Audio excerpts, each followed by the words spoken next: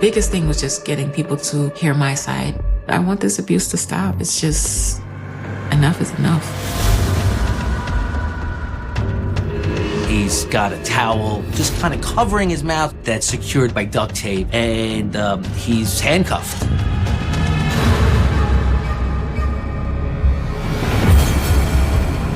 Revenge is a very motivating factor in a lot of things you do in life, and you know, when it escalates to murder, it's pretty extreme.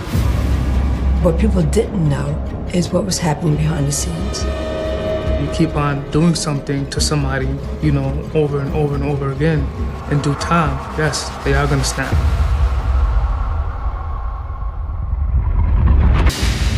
On July 27th, 2007, police in Queens, New York receive a mysterious call from a frantic young woman. Police operator 1937, where's the emergency? Somebody's bleeding to death. Please send an ambulance. The woman reports that there's someone bleeding to death on a third-floor apartment. What's the phone number there, please? You're calling me from? There's no phone number.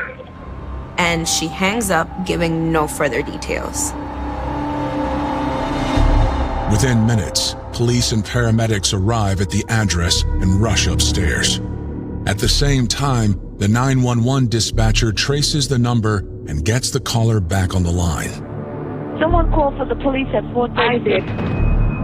Well, that's where the police are now, coming to the third floor. There. Who's there? His name is Eric. Once again, the caller hangs up before providing more information. When police show up to the scene, the door was wide open, and they find a man laying on the floor in handcuffs and gagged. But the woman who called wasn't present. He's got a towel just kind of covering his mouth that's secured by duct tape, and he's handcuffed and non-responsive at that point. Paramedics tried CPR, but it was too late. The gentleman was already dead and pronounced dead on the scene. They're able to ID the man as Eric Goodridge, who's someone very well known within the community and a prominent businessman from Liberia.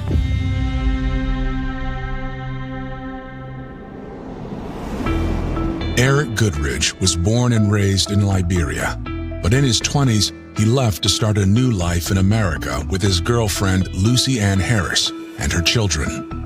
Eric and Lucy migrated to the United States from Liberia with the two boys and settled down in the Staten Island area of New York, where there's a large population of Liberians. Eric worked hard to get ahead. By the early 1980s, he was running a successful limousine service and an import-export company. He and Lucy also added 4 more children to their family. Unfortunately, the good times wouldn't last. Despite how successful Eric was at providing for his family, his relationship with Lucy had its dark side. Because not long after the youngest child was born, he started a relationship and left the family for another woman. Lucy struggled to raise the children on her own. And in 1983, she made a decision that changed all of their lives. Lucy went to her grandfather's funeral in Liberia. Mom left when I was 2, and she left on a laissez-passer, which is a cheaper form of a passport, and she didn't get her green card or her citizenship when she was here.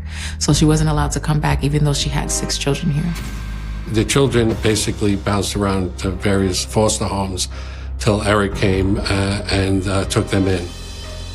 So my very first memory is I was in foster care, and I remember being on top of a bunk bed. I remember looking down and somebody was saying, "You're going to your new home." I was going back to my dad. Eric's new wife became the children's stepmother, but work continued to pull him away. Growing up as a kid, I just knew that my dad had a lot of money. He was well off. You know, he had a travel agency, import-export company, record studio. He did fairly well. He was an entrepreneur. He had like a limousine company, a real estate, but he just traveled a lot. Also secretive, very secretive. A lot of things that was just swept under the rug. But he did have a lot of people that loved him. You know, he did a lot for people. In 1990, Eric returned to his home country to take a job with the Liberian Ministry of Transport, while the kids stayed with their stepmom in the States. When his temporary gig extended for months, his family once again fell apart. At some point, my stepmother got tired of him and divorced him, and then she didn't want to take care of us, which is understandable. I don't blame her either. And she sent us to his family. So that's when we moved to Providence, Rhode Island to live with my aunt and grandmother, which is his sister and mother. But they were mad because Eric left us in their care and they had to take care of us, and he wasn't giving them money to take care of us. In February 1994, the children got the chance to reunite with their birth mother in Liberia. I didn't see her again until I was 12, and that's when my paternal family sent me and my brothers back to Liberia. My initial impression of Liberia was culture shock. They were going through a civil war at the time. But the love that we got from my mother, first meeting her, seemed very genuine. It was something that we didn't get from my grandparents and aunt. And it only lasted for about a week, 2 weeks. After that, things changed pretty quick. The warm reception devolved into what the kids described as being mostly ignored, as if they were an imposition. The kids saw their father Eric occasionally. Then in April 1996, the Civil War got even more dangerous. It was scary. It was scary. At one point, we would sit out on the porch at night and see the bullets whizzing by. It was like firecrackers. And then every day worrying, is your family going to be next? Because all people talked about was the rebels. In 1996, my mother somehow was able to get our documents that we were American citizens, and we got airlifted back here. Over the following decade, Eric traveled back and forth between the States and Liberia and remained distant from the kids. But in the summer of 2007, things changed when he was diagnosed with cancer. His health started declining, so he came back to the U.S. in 2007 to seek better medical treatment. Once he realized his cancer might be terminal, Eric decided to reconcile with his children. Now, at 55 years old, Eric has been found dead in a New York apartment, and police are beginning their investigation. There's things that you look at first. Obviously, it's important that the door was left open. You have somebody gagged and bound. Your first thought would be a robbery, a home invasion. But why would a home invader call 911 to report the crime? If somebody would call 911 and tell you somebody's bleeding, more often than not, that person would stay and greet the police when you got there. So given the fact that nobody was there except for Eric, you would have to think that whoever called 911 is the person that was somehow involved in this murder.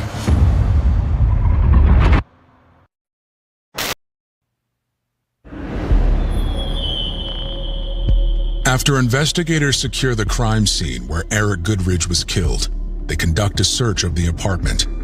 A closer look at Eric's body reveals that he was tortured. Detectives didn't see a lot of blood. The first noticed was some small amount of blood around the groin area. Upon further inspection, they noticed that his penis was cut off. The police found a scalpel not too far from the body, and it was determined that that was the weapon used. However, as traumatic as that must have been, it wasn't how he died. Eric was found with a towel that was jammed down his throat and then duct taped around the rest of his face, leaving his nose exposed and his eyes. This usually indicates that the person wasn't trying to kill them because they were leaving their nose open so that they could breathe. What we learn is that the gagging reflex little by little, just kept on grabbing that towel to the back of his throat where it cut off the airway. So even though someone looking at him might say he can breathe, his nostrils are exposed, ultimately after the struggle, the towel went to the back of his throat, which cut off that airway to his nostrils. At first glance, detectives would believe that this was a robbery based on the fact that he was bound and gagged. But once you discovered that the penis was cut off, it would go in a different direction. It probably lead you to believe that this was more of a personal vendetta, somebody that had a personal problem with Eric. Upon further inspection of the crime scene, there was 2 notes that were discovered. One note that said, "He wrecked my life," which could be a host of different people. It could be an ex-lover, it could be his present wife, it could be an ex-wife. And the second note said, "At first, I blamed myself. Now I know it's not my fault." But once we were going in the direction of this is a domestic incident, you have to, the number one thing you would do, the first thing to do is try to identify who that 911 caller was. And then you want to see who might have a problem with Eric.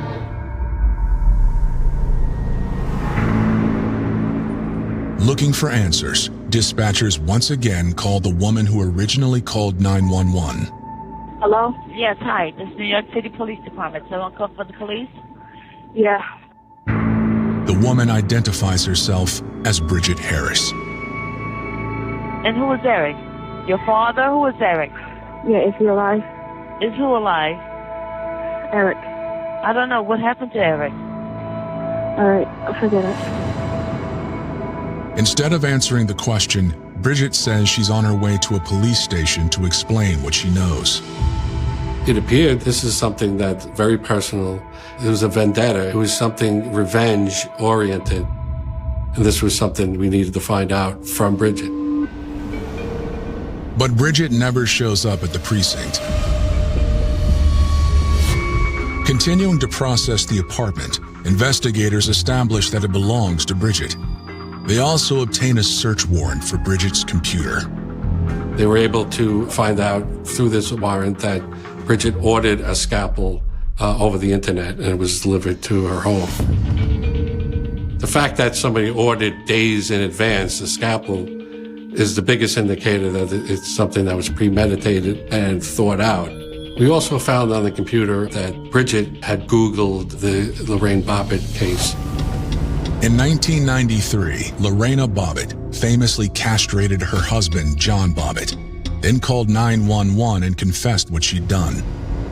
John survived the attack. Bridget went online and researched what happens if you cut off someone's penis, and that the results that they got is that the blood would coagulate and you don't die. Bridget's computer reveals something else as well, a video confession recorded 2 days before her father died.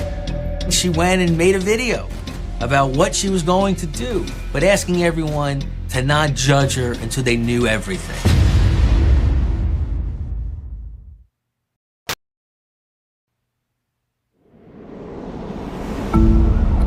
While homicide detectives are scouring the city looking for Bridget Harris, she's contemplating her next move. I sat at the library. The library is right across the street from the police station. And I just was thinking. And because the dispatcher never really said what was going on, whether he was alive or whether they had got to him in time, I was just nervous. My first thoughts are suicide. She decides to turn to her sister for help. For some reason, I don't know what made me do it, but I called Carlene. I told her I was on my way to the police station. And she said, don't go in, because I won't see you again. And I did not expect her to say that. I didn't expect her to support me at all. Carlene picked me up, took me to Staten Island, and then realized what my full plan was, and then called the ambulance for me and had me checked in. Bridget is admitted to the psychiatric ward of the Richmond University Medical Center and placed on suicide watch. Bridget's sister contacts attorney Arthur Aidala through a mutual friend, and he agrees to meet with Bridget.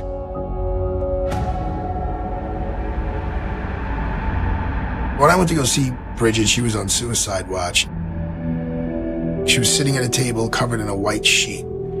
And if she could have like just crawled into the earth, like that's what she wanted.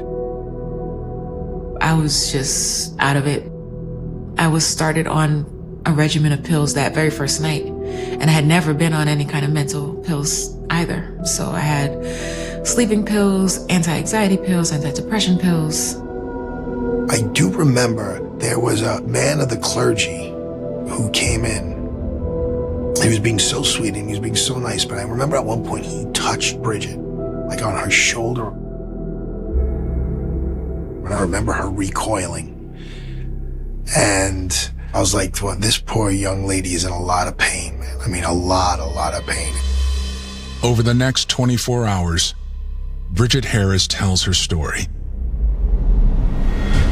According to her, Eric Goodridge is not the man most people think he is.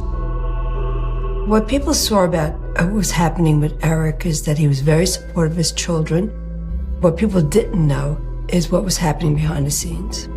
Bridget said he was been molesting and raping Bridget since she's 3 years old.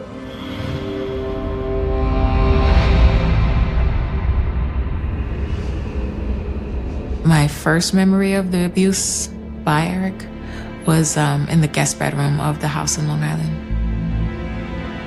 He took me in the room and I thought I was gonna get punished for something. I remember my stepmother wasn't home. It was just me and my 2 brothers. And he took my clothes off, got on top of me, and of course I was 3. I didn't know what was happening. I just knew he was hurting me. People say, why didn't you tell someone? When you're a child, you don't know what sex is. And that's not sex, first of all. You don't know what's happening. And the way he did it, you know, he had the belt in his hand. You're being punished for not cleaning your room. She was so young, she could not know how to process the trauma. You only know what you know in your family, so you don't know what the rest of the world looks like and what's expected of you as a child. So you begin to personalize it as a child. Is what am I doing for him to do these things to me? Bridget says the abuse continued throughout her childhood, becoming more violent over time. I remember talking about a time when she was washing the dishes and she broke a dish, and her father took a switch, a stick, and beat her on her arm until it bled. If she told someone, they then moved to somewhere else, and it happened again. My sister, Carlene, she never wanted to talk about it. I know we were both abused by him, but every time we brought it up, she, changed the subject or didn't want to talk about it. Nobody believed her. The community validated him as being such a good person that they kept believing that Bridget was making up stories about him and they didn't want to see the fact that he was behind closed doors. He was a different person. He was a monster. I feel like I could have gone to more people, to be honest, but for that to have happened, I would have had to have more support. I would have had to have more trust in people. I would have had to have seen him gotten in trouble, to see him get away with it each and every time, and nobody really doing anything. That's why I just stopped talking about it. After Bridget and her siblings returned to the States in 1996, the well-connected Eric traveled back and forth between the 2 countries, sometimes taking Bridget with him. He took me back in 1997 by myself, without my brothers. So I was living with him for about a year, and the abuse got out of control. Like, he just didn't care anymore. Because I knew there's no law over there.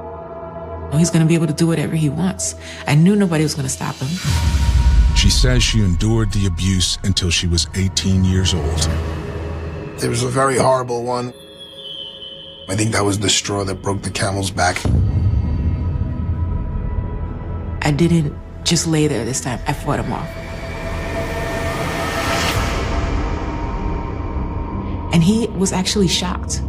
He was like, "What's wrong with you?" He thought there was something wrong with me for saying no.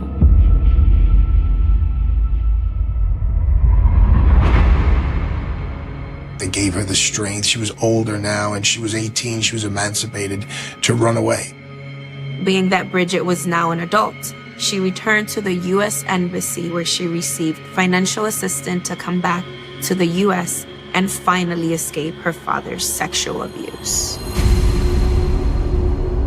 I had another little sister there. That was my only regret, is leaving her, because I knew that he was going to abuse her as well.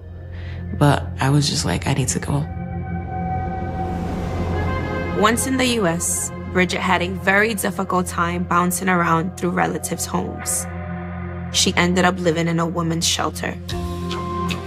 It wasn't until 7 years later, in 2006, where she was able to get her own apartment and finally live on her own. I had friends. I was going out, going to concerts. I had a good job. I had my own place, everything I ever wanted. I just wanted to be alone. I was finally alone in my own apartment, and I still wasn't happy.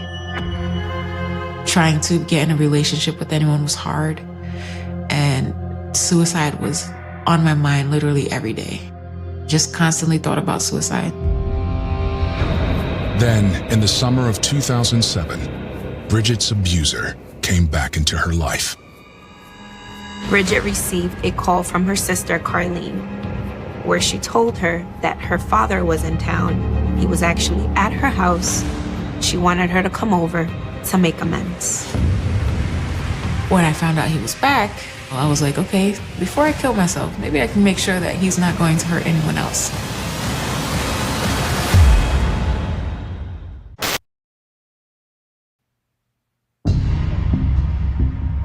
Two days have passed since 55-year-old Eric Goodrich was found dead, and investigators are still searching for his daughter, Bridget.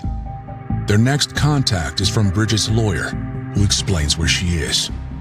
We found out that she went to a psychiatric ward in Staten Island. It appeared that, this is somebody that's seeking help for what she did. Normally, a detective's conditions who done it. In this particular case, at some point you know who did it, the person confessed to it. So it's unique that now you're trying to investigate why this happened. Bridget shares her harrowing story with police, claiming that the chain of events resulting in her father's death started when her sister asked her to come over to make amends with Eric. The first thing that Bridget sees when she opened the door is her father bouncing her knees on his leg, just like he used to do to her, and that triggered her.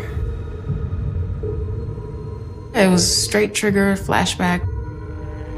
Just the fact that he's touching her, I have this issue with, and it's anyone, unfortunately.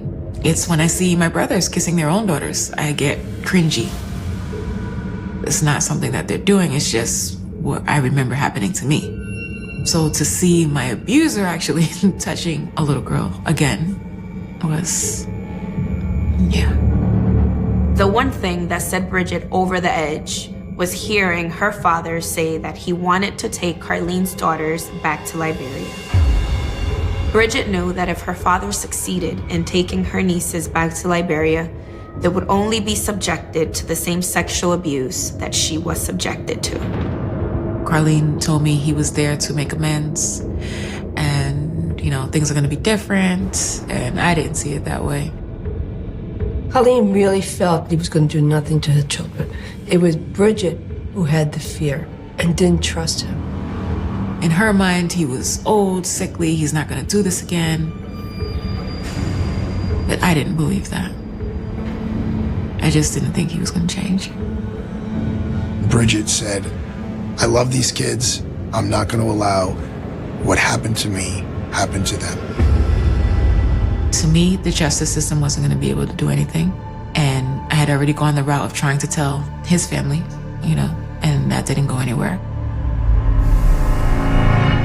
According to Bridget, she didn't want to kill Eric, just prevent him from abusing anyone else. That's where the research and the idea started over those next number of weeks, where she started doing research about what would happen to her father if she did this. Would he die? Would he not? And the research all showed that he shouldn't die from that injury. And then she started to take steps. and order the necessary equipment, a scalpel. Now, she needed to get access to Eric. I convinced him to come to my place and talk about it. I printed out some things that I was going to talk to him about. The psychological damages that kids who suffer from abuse go through, thinking we were actually going to have this talk. And then that was the backup plan. Like, if he didn't, say he was going to change or stop, then I was going to stop him.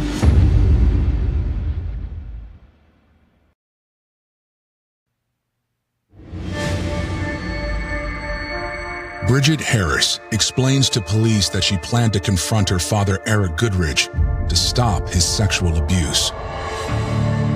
I was living in Queens at the time, and Carlin was in Staten Island, so I met him at the Staten Island Ferry in the city, and we took the train back to my apartment. She wanted to talk to him about what happened and how it's important for him to be in denial that what he did to her was not okay, and it was abuse, sexual abuse. At that point, he got very angry at Bridget and started telling her, you're making stories up. Automatically, he starts with the same lies. That's not how it happened, you're remembering it wrong. But I know what he did. There's a lot of girls out there who know what he did.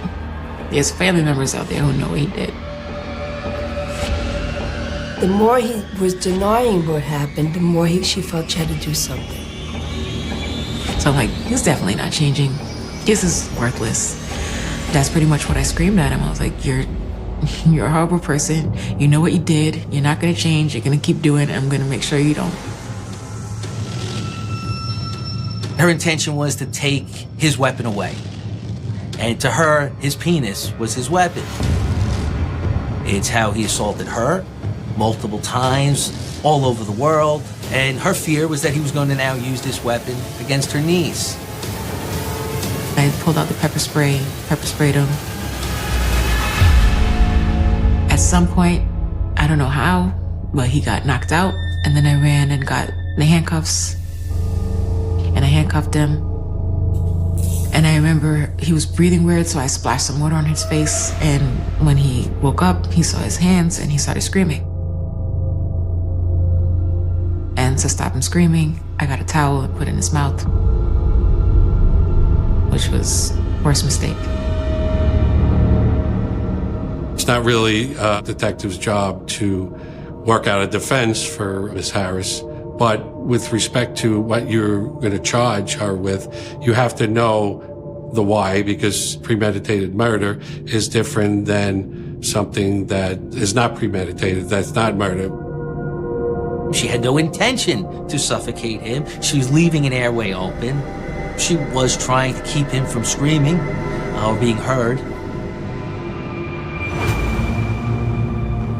So then I remembered, got the scalpel, and then cut it off. I remember the first thing I did was put it on the stove, because I just knew they were going to reattach it, and I didn't want that to happen. So I tried to burn it. And the smell actually kind of brought me back to like, oh crap, I just did this. I turned the stove off and I called 911. Police operator 1937, what's emergency? Before I left, I looked over and I thought I saw him breathing, but obviously he wasn't. So I knew something was wrong, but I honestly did not want him to die. Dying for me, for him, is just too easy. That wasn't the best punishment, I guess you could say. Because he's dead and that's it, How many women did he hurt? How many girls did he hurt? He didn't pay for hurting them.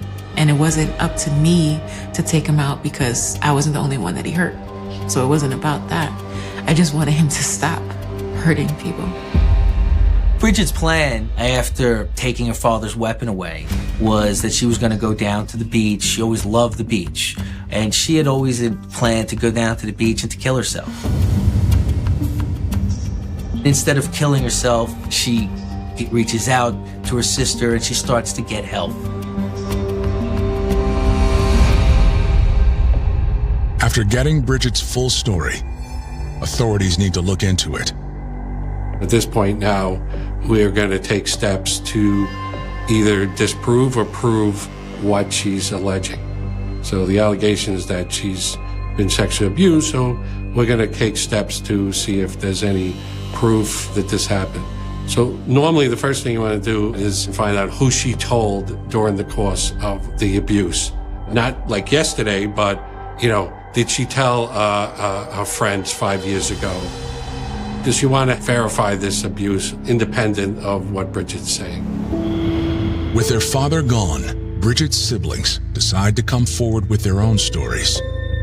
I would see the way he would grope my sisters, smack their butt. I would see things that just didn't look right, but I was too young to really have any idea of what was really going on.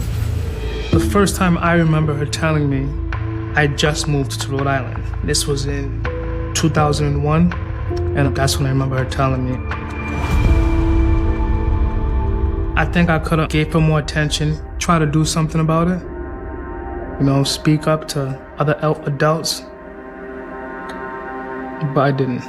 I feel like girls look to their brothers to protect them. I looked to her to protect me, and every time she always did. And, at the moment when she needed me, I couldn't return that favor. However, other members of the influential family publicly refute claims of abuse. There was a lot of people on my father's side that decided that Bridget's no longer part of the family, and if I choose to communicate with her, then I'm no longer part of the family either. It's nothing new. That's how we grew up. There was a lot of people that were around and wasn't around. Real love, fake love.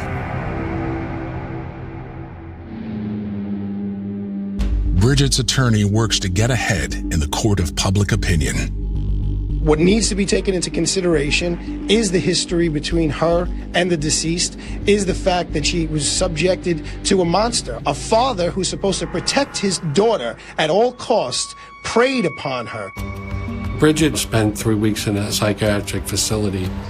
After she was released, the police came and arrested her for the murder of Eric.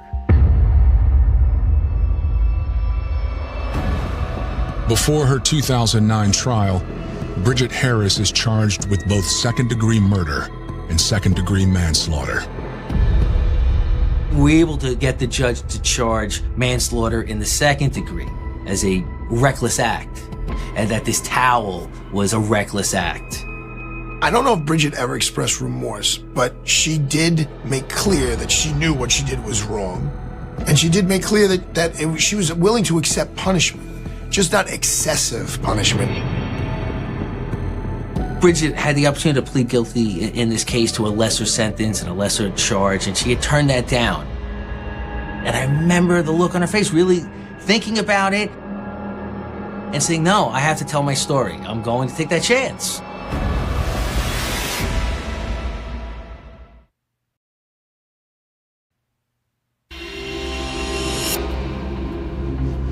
In September 2009, Bridget Harris's trial for the death of her father, Eric Goodridge, is underway. Her attorneys hope the jury will be able to look past what happened and understand why. Obviously, the evidence of a premeditation was here for someone who had no psychiatric history, right? She thought about this, she made a plan, she made a video, she said, this is what I'm going to do, and then she followed through on it. What this case boiled down to is, what does it all mean? What was going on in her head? How was she impacted by all the prior years of abuse and the recent events as her father came back into her life? It wasn't if she did it. It wasn't even really so much why she did it. It was just, can we crawl into that jury box? Can we convince 12 people that justice is not putting her in jail? My biggest thing was just getting people to hear my side, get the facts, because you're going to judge. I know you're going to judge, but just get the facts. On September 21st, 2009, Bridget Harris takes the stand in her own defense. So she's telling the world about the most personal, horrible things that happened to her. We summarized the abuse that started at 3, which was horrible, and went all the way until she was 18. Remember, the line I kept saying is, I wish I could stop there, folks, but I can't, because there's more. Bridget finds the strength to testify about the most traumatic experiences anyone could imagine and what it did to her. I didn't have the names for it, depression, anxiety, PTSD. I was definitely helpless. I felt that what was the point to living? Yeah. I'm glad you didn't kill yourself. Me too. The prosecution here never really disputed the abuse. We were fortunate in that respect. They acknowledged that Bridget was credible, was being truthful about the abuse that she suffered. What'd the prosecutor do? She did the smartest thing she could do. She basically stood there and she's saying, on this date, on this time, did you intend to cut off your father's penis? Yes. Would you consider that to be seriously physically injuring him? Yes. And you gagged him, right? Yes. And then he died? Yes. And those are all the elements of manslaughter in the first degree? Yes. So now you have this woman charged with murder, just admitted that she satisfied all of the elements at the very least of manslaughter in the first degree. The jury deliberates for less than 3 hours. When they said there's a verdict, my heart was pounding.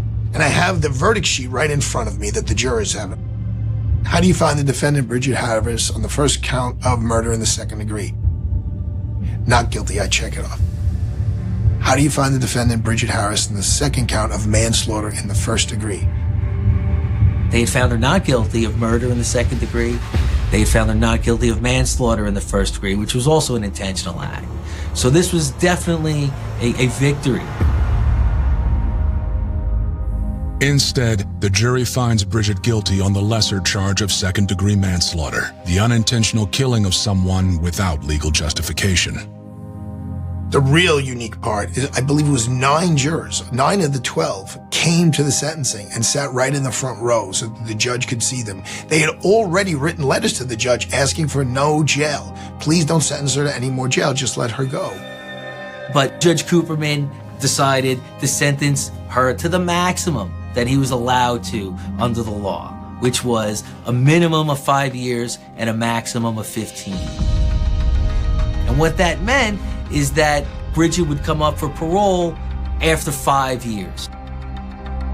I was relieved for it to be over, happy that it wasn't as horrible as I thought it was going to be, and just hopeful for the future, thinking, okay, the secret's out.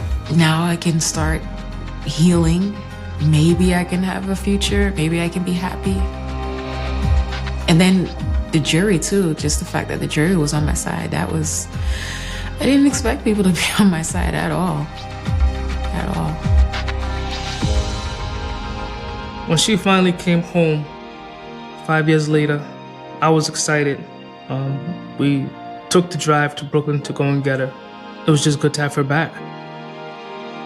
Bridget, to this day, has been a productive, functioning member of society. And it's great to see that she's now reaching the potential that she should have been able to reach when she was a little girl.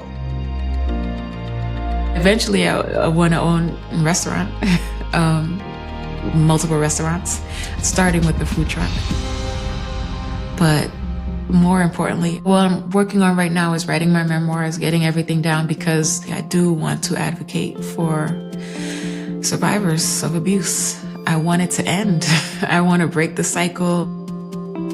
I think that what happened to Bridget is something that is important for us to learn from, because I think that when children say they're being hurt, we should listen.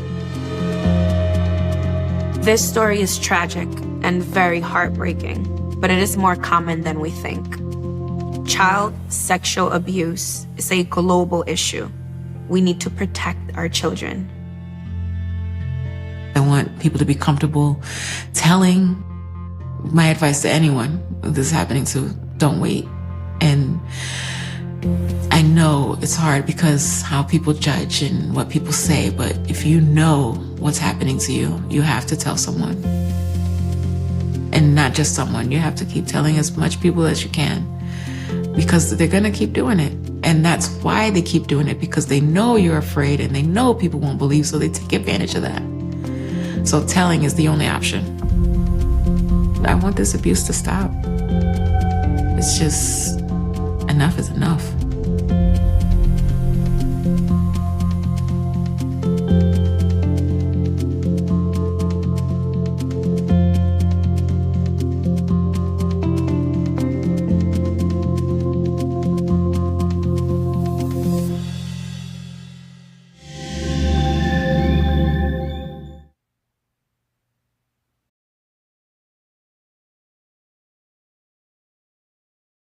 On the morning of November 24th, 1989, the roads of northern New Brunswick were covered by the dull gray colors of late autumn.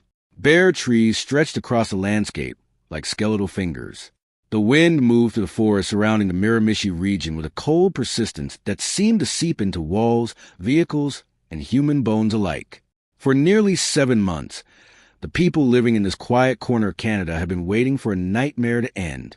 They locked their doors before sunset. They checked windows twice before going to bed. Some slept with baseball bats beside their beds. Others left lights burning throughout the night, hoping illumination might somehow keep evil away. Yet on that particular morning, the nightmare was still alive. Somewhere along those rural roads, a man was running out of places to hide. Police vehicles moved through the region. Officers studied maps. Roadblocks appeared where only weeks earlier there had been nothing but peaceful stretches of countryside. Residents listened to radio reports with growing anticipation. Rumors spread from kitchen tables to gas stations, from churches to grocery stores. Everyone was asking the same question. Could this finally be the day they caught him? The man they hunted was not merely a fugitive. He was a killer, a predator, a ghost who seemed capable of appearing anywhere and disappearing again before authorities could close their hands around him. His name was Alan Legere. Years earlier, he had already proven himself capable of terrible violence. He had already taken a life and shattered another. A court had sentenced him to spend the rest of his life behind bars. Justice, it seemed, had already been served. But justice had underestimated him. A simple trip to a hospital had become an opportunity. An opportunity had become an escape. And an escape had become a reign of terror. For months, an entire region lived under the shadow of a man who appeared to enjoy leaving devastation behind him. Elderly residents became prisoners inside their own homes. Families who had spent generations believing their communities were safe suddenly found themselves staring through curtains whenever headlights appeared in the darkness outside. Parents warned their children not to wander. Churches organized neighborhood watches. Strangers became suspects. Every unfamiliar vehicle triggered concern. Every knock at the door produced anxiety. Every barking dog in the middle of the night could send hearts racing. The fear was not imagined. It was earned, because during those months, people were dying. Not quickly, not peacefully, not by chance. The victims were often vulnerable, older, living alone, the kind of people who spent their lives building communities rather than harming anyone. People who represented warmth, stability, and kindness, the exact opposite of the man who targeted them. Investigators who walked into the crime scenes would later struggle to describe what they found. Some had spent decades in law enforcement. They had witnessed accidents, murders, and tragedies of every kind. Yet there was something about these killings that lingered, something excessive, something deeply personal. The violence seemed to continue long after death became inevitable. The victims did not simply lose their lives. They suffered, and afterward, fire often followed. Flames consumed evidence. Smoke rose into the Canadian sky. Homes became blackened ruins. Families were left with ashes where memories once lived. As the body count grew, so did the pressure on police. Every day Legere remained free was another day someone else might die. The hunt expanded. Officers worked exhausting hours. Tips flooded switchboards. Helicopters searched remote areas. Roadblocks appeared across the region. Yet somehow, Alan Legere continued slipping away. He became a living legend of fear. People spoke his name in lowered voices. Some imagined him hiding deep in the forests. Others believed he was receiving help. Theories multiplied. Facts became tangled with rumors. The longer he remained free, the larger he seemed to become. But monsters are rarely born from nowhere. They have histories, patterns, moments that reveal pieces of the darkness hiding beneath the surface. And Alan Leger was no exception. Long before the headlines, long before the manhunt, long before Canada would come and know him as the monster of the Miramichi, there were warning signs. There were choices. There were victims. One of them was an elderly man named John Glendenning. On a June evening in 1986, John and his wife Mary were living a quiet life in Black River Bridge. They were not wealthy. They were not famous. They were simply people who had spent decades building a life together, the kind of people most communities are built around. Neighbors knew them. Friends respected them. Nothing about that evening suggested it would become one of the darkest nights in New Brunswick criminal history. Outside, the summer air was calm. Inside, the Glendennings could never have imagined that three men were moving toward their property. The electricity would soon be cut. Darkness would swallow the house. And violence would arrive at their doorstep. When the attack was over, John would be dead. Mary would be left fighting for survival. The brutality shocked investigators. The crime felt savage even by homicide standards. Authorities eventually arrested Alan Leger and his accomplices. The legal system responded. Courts reviewed evidence. Witnesses testified. A conviction followed. For most people, that should have been the end of the story. But it was only the beginning. Because prisons are built on one fundamental assumption, that those inside remain inside. In May of 1989, that assumption failed. Somewhere within a hospital visit that should have been routine, Alan Leger saw an opportunity. While authorities believed they had control, he was already thinking ahead, already planning, already calculating. The details would later astonish investigators. The escape itself seemed almost impossible. Yet impossible things have a way of happening when determination meets vulnerability. When guards finally realized what had happened, Leger was gone. The clock began ticking immediately. Every minute mattered. Every hour increased the distance between hunter and hunted. Authorities launched a massive search. But searches require clues. And clues require mistakes. Leger was not making many. Instead, he disappeared. And then weeks later, the killings began. What happened next transformed an escaped prisoner into one of the most feared criminals in Canadian history. A woman named Annie Flam would lose her life. Another woman, Nina Flam, would survive a nightmare that left scars no one could see and others that would never fully heal. Months later, two sisters would be found dead inside a home that had become a scene of unimaginable violence. Then a priest, a respected member of the community, a man whose life had been devoted to faith and service. He too would become a victim. By then, fear had spread beyond individual families. It had infected an entire region. People no longer asked whether Alan Leger might strike again. They asked where, and who, and when. No one knew the answer. That uncertainty became its own form of punishment. Every resident of Miramichi lived with the same invisible companion, dread, the kind that follows you to work, the kind that waits beside your bed, the kind that makes every unusual sound in the darkness feel significant, the kind that transforms ordinary nights into sleepless ones. As the investigation intensified, another realization began to emerge. Capturing Alan Leger would require more than manpower, more than roadblocks, more than luck. It would require a new kind of evidence, a scientific tool still unfamiliar to many Canadians, a method capable of connecting a killer to his crimes in ways fingerprints sometimes could not. At the time, it represented the future. Few people understood just how important it would become. Even fewer realized that one criminal case would help introduce it to Canadian justice on a historic scale. But that chapter was still ahead. Before science could speak, people would suffer. Before a courtroom could deliver judgment, investigators would endure frustration, exhaustion, and heartbreak. Before a region could heal, it would first be forced to confront one of the darkest chapters in its history. This is not merely the story of a serial killer. It is the story of a community under siege, A story about fear spreading through small towns where people once left doors unlocked. A story about survivors forced to carry unimaginable memories. A story about detectives chasing a man who seemed to vanish into the landscape itself. And ultimately, it is a story about justice pursuing evil across forests, highways, crime scenes, and courtrooms until there was nowhere left to run. For nearly 7 months, Alan Legere turned the Miramichi region into a place where ordinary evenings became exercises in vigilance, and where every unfamiliar face inspired suspicion. The terror felt endless. The violence felt random. The future felt uncertain. But every hunt reaches a final chapter. Every fugitive makes a mistake. Every shadow eventually encounters light. And before this story is over, we will follow every step of that journey.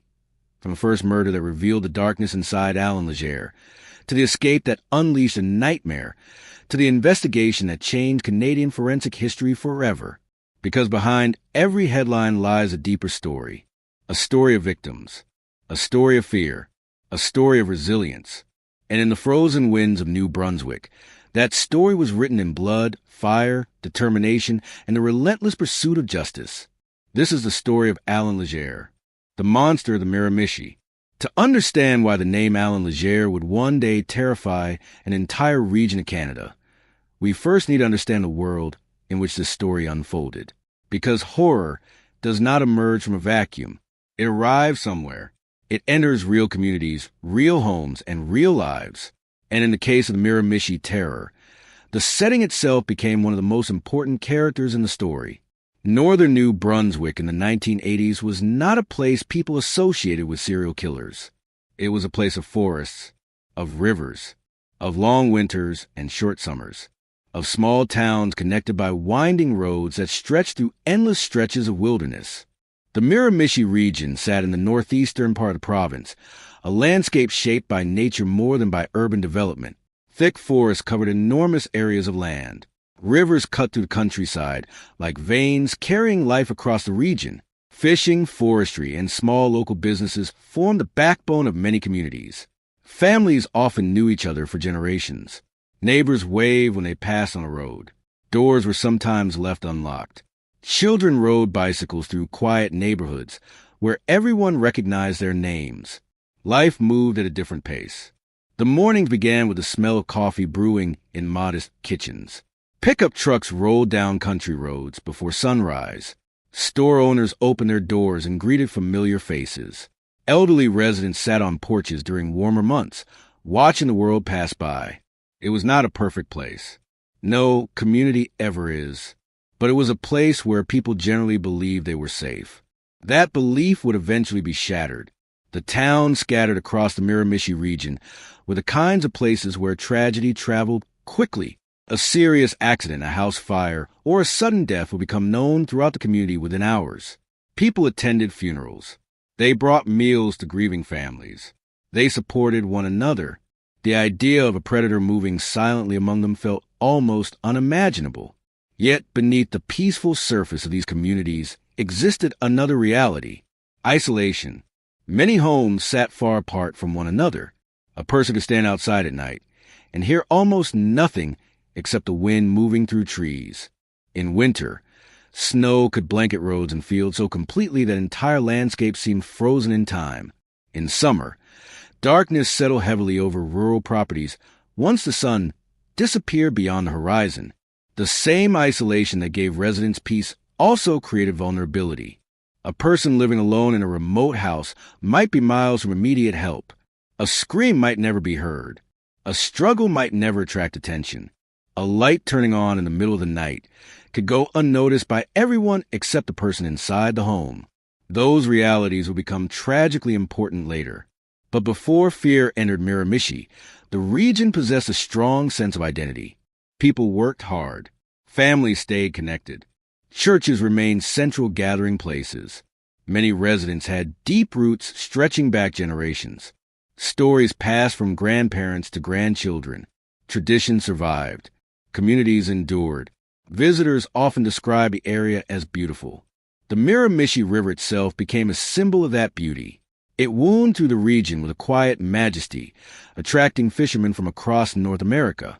During autumn, Trees surrounding the river exploded into brilliant colors. Reds, oranges, and yellows transformed entire hillsides into living paintings. In winter, snow softened the landscape. In spring, rivers swelled with melting ice. In summer, long daylight hours brought life back outdoors. The changing seasons shaped daily existence. People adapted. They always had. What they were not prepared to adapt to was fear. Because fear changes communities. It changes routines.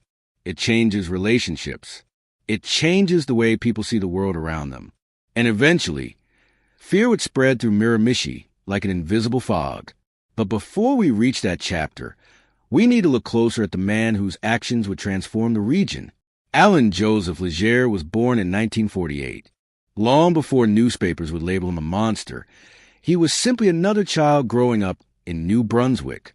Like many future criminals whose stories become infamous, there was no single moment that clearly announced what he would become.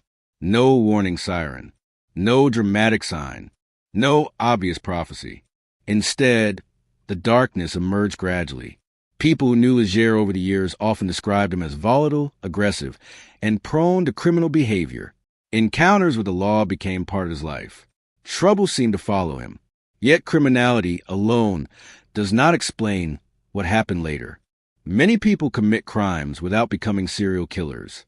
Many people experience difficult lives without inflicting terror on entire communities. What separated Legere was the extraordinary level of violence that accompanied his actions. Violence that appeared capable of escalating. Violence that revealed itself repeatedly. Violence that seemed less concerned with accomplishing a goal than with causing suffering. By the mid-1980s, Legere was already well known to law enforcement. Authorities understood that he was dangerous. What they could not yet know was how much more dangerous he would become. The first major chapter of this story unfolded in Black River Bridge, a small community near Miramichi. Like countless rural Canadian communities, Black River Bridge was quiet. Residents worked hard and knew their neighbors. Many homes sat among trees or beside modest roads. The pace of life remained steady, predictable, comforting. Among the people living there were John and Mary Glendenning. They represented the kind of couple often found in small communities. Older, respected, hard-working. The sort of people who spend decades building a life together through patience and persistence. People who had survived hardships and celebrated joys. People who had earned the peaceful years that come later in life. To neighbors, they appeared ordinary.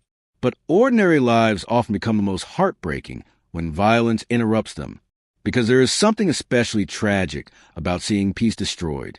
The attack against the Glendennings in 1986 shocked the community not only because of its brutality, but because it violated assumptions people held about safety. Violence belonged somewhere else. Violence belonged in distant cities shown on television. Violence belonged in newspaper headlines involving strangers. It was not supposed to arrive at the home of an elderly couple in a quiet rural community. Yet it did. The murder of John Glendenning and the horrific assault on Mary revealed something unsettling. Danger could exist here, too. Investigators worked the case. Evidence accumulated. Suspects emerged. Eventually, Alan Legere and 2 accomplices were arrested. The legal system moved forward. Trials occurred. Sentences were handed down. For residents of the region, there was relief. The men responsible had been caught. Justice seemed to have prevailed. Life could move forward. Or so everyone believed. At the time, nobody imagined that the conviction would later become only a prelude. Nobody imagined that the most infamous chapter had not even begun. Because prisons create a sense of finality. A convicted murderer sentenced to life imprisonment appears removed from society. The threat seems contained. Communities heal because they believe the danger has been locked away. That belief existed throughout Miramichi after Legere's conviction. People returned to normal routines. Children continued attending school. Businesses continued operating. Churches continued holding services. The region slowly moved beyond the shock of the Glendenning attack. Then came May 1989. At first, there was nothing extraordinary about the day. Prisoners require medical treatment. Hospitals receive inmates under guard. Such transfers happen regularly. They are part of the correctional system. But ordinary procedures sometimes create extraordinary consequences. Legere was transported to a hospital for treatment. What followed would expose weaknesses no one fully appreciated until it was too late. Somewhere during that visit, a convicted murderer seized an opportunity. Within hours, the impossible had happened. He was gone. An inmate serving a life sentence had escaped. The news spread quickly. Police mobilized immediately. Searches began. Roads were monitored. Tips were requested. Authorities hoped the escapee would be located quickly, perhaps within hours, perhaps within days. But as those days stretched into weeks, anxiety began growing.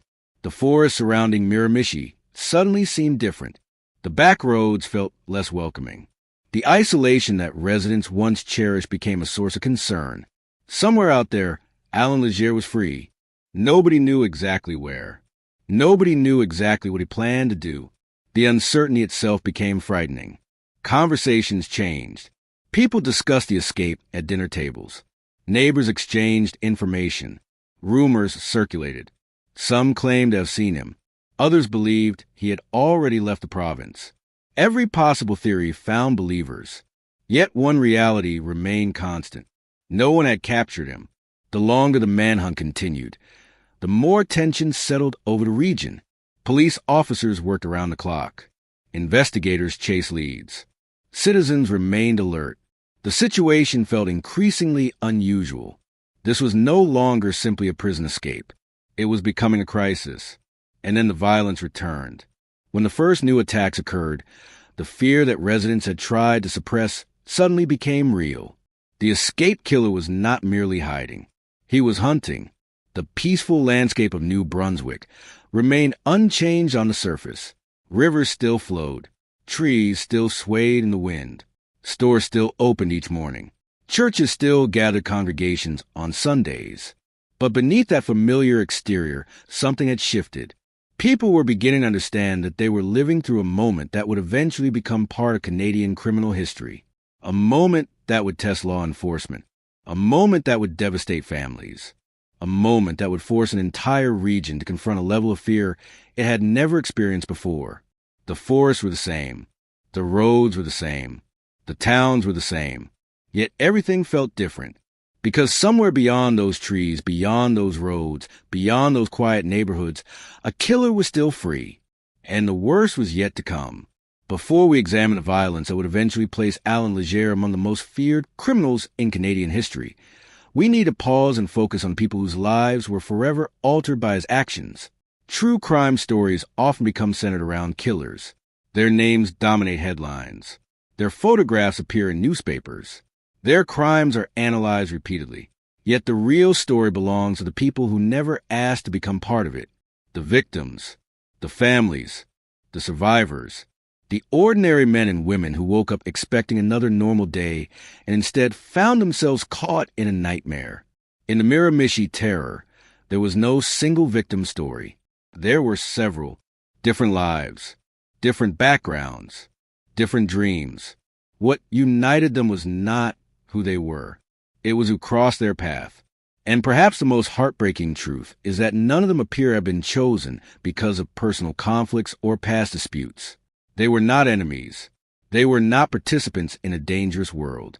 Most were simply vulnerable individuals living ordinary lives. People who represented the very fabric of their communities.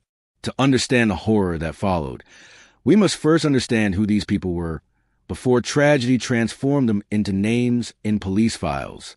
The story begins with John and Mary Glendenning. When people in rural New Brunswick spoke about couples who had built a life together through hard work and perseverance, they often spoke about people like the Glendennings. They belonged to an older generation, a generation that had survived difficult economic periods, harsh Canadian winters, and the countless challenges that accompany a lifetime of responsibility. They understood sacrifice. They understood commitment. They understood what it meant to spend decades creating a home. By the mid-1980s, John and Mary were elderly. Their lives had settled into familiar routines. The frantic pace of youth had long since faded. Days moved more slowly. Responsibilities became smaller. comfort came from familiarity. Their home in Black River Bridge reflected that life. It was not a mansion. It was not luxurious. It was simply home. The place where memories accumulated year after year. The place where holidays had been celebrated. The place where family gatherings had occurred. The place where photographs marked the passage of time. People often imagine elderly couples as fragile figures disconnected from the world. In reality, many remain deeply woven into their communities. They know neighbors. They attend local events. They become living archives of local history. The Glendennings were part of that world. The kind of people who might stop to chat with neighbors. The kind of people who recognized familiar faces. The kind of people who expected kindness more often than cruelty. Their lives reflected trust. Trust in community. Trust in routine. Trust in the belief that tomorrow would look much like today. That trust would be shattered on a summer night in June of 1986. But before violence arrived, there was simply an elderly couple living quietly. The image matters because it reminds us what was stolen. Not just life. Peace. Security. Dignity. A future. When the attack occurred, it did not only end John Glendenning's life. It destroyed an entire world that he and Mary had spent decades building. For Mary, survival came with its own burden. Physical injuries eventually heal. Emotional wounds often do not. Imagine the experience from her perspective. One moment, home is the safest place in the world. The next, it becomes a setting for unimaginable violence. The walls remain standing. The furniture remains in place. Yet everything changes. Every room carries memories. Every sound triggers fear. Every shadow feels different. Survivors often describe this transformation in haunting terms. Places once associated with comfort become reminders of trauma. For Mary, the attack was not merely something that happened. It became something she carried. Something that followed her long after emergency vehicles departed and investigators completed their work. Yet the Glendenning tragedy would eventually become only the beginning. 3 years later, another woman would find herself facing horrors that few people can truly comprehend. Her name was Nina Flam. To understand Nina's story, we must first understand the life she shared with her sister Annie. The Flam sisters lived quietly. Like many older women in rural communities, they built their lives around routines, family connections, and familiar surroundings. Their home represented safety. It represented stability. It represented decades of accumulated memories. Annie Flam was known as a kind and independent woman. She belonged to the generation that valued hard work, resilience, and personal responsibility. People who knew her remembered her as someone who had spent her life navigating challenges with determination. She had experienced triumphs and hardships like everyone else. She had lived a full life. The same was true of Nina. The sisters shared more than a home. They shared history. The unique bond that exists between siblings who have known one another longer than almost anyone else on earth. Together, they carried childhood memories, family stories, experiences stretching back decades. Their relationship had survived the passage of time. In many ways, their lives reflected the quiet dignity often found among elderly residents of small communities. They did not seek attention. They did not seek recognition. They simply lived. Then one night, their lives collided with a fugitive who had already demonstrated a willingness to inflict terrible violence. The attack on the Flam sisters would become one of the most disturbing chapters in the entire case. Not only because Annie lost her life, but because Nina survived. Survival is often portrayed as a happy ending. Reality is more complicated. Survivors frequently endure memories that refuse to fade. Images, sounds, moments, questions. The mind revisits them repeatedly, attempting to understand, attempting to process, attempting to heal. When Nina survived the attack, she became one of the most important witnesses in the investigation. But before she became a witness, she was a victim, a woman forced to experience terror inside her own home, a woman whose sense of security was destroyed, a woman who would spend the rest of her life carrying memories no one should ever have to possess. The death of Annie and the suffering inflicted upon Nina affected far more than two individuals. Family members experience grief. Friends experience shock. Community members experience fear. Because crimes like these create expanding circles of impact, the violence begins with direct victims, then spreads outward.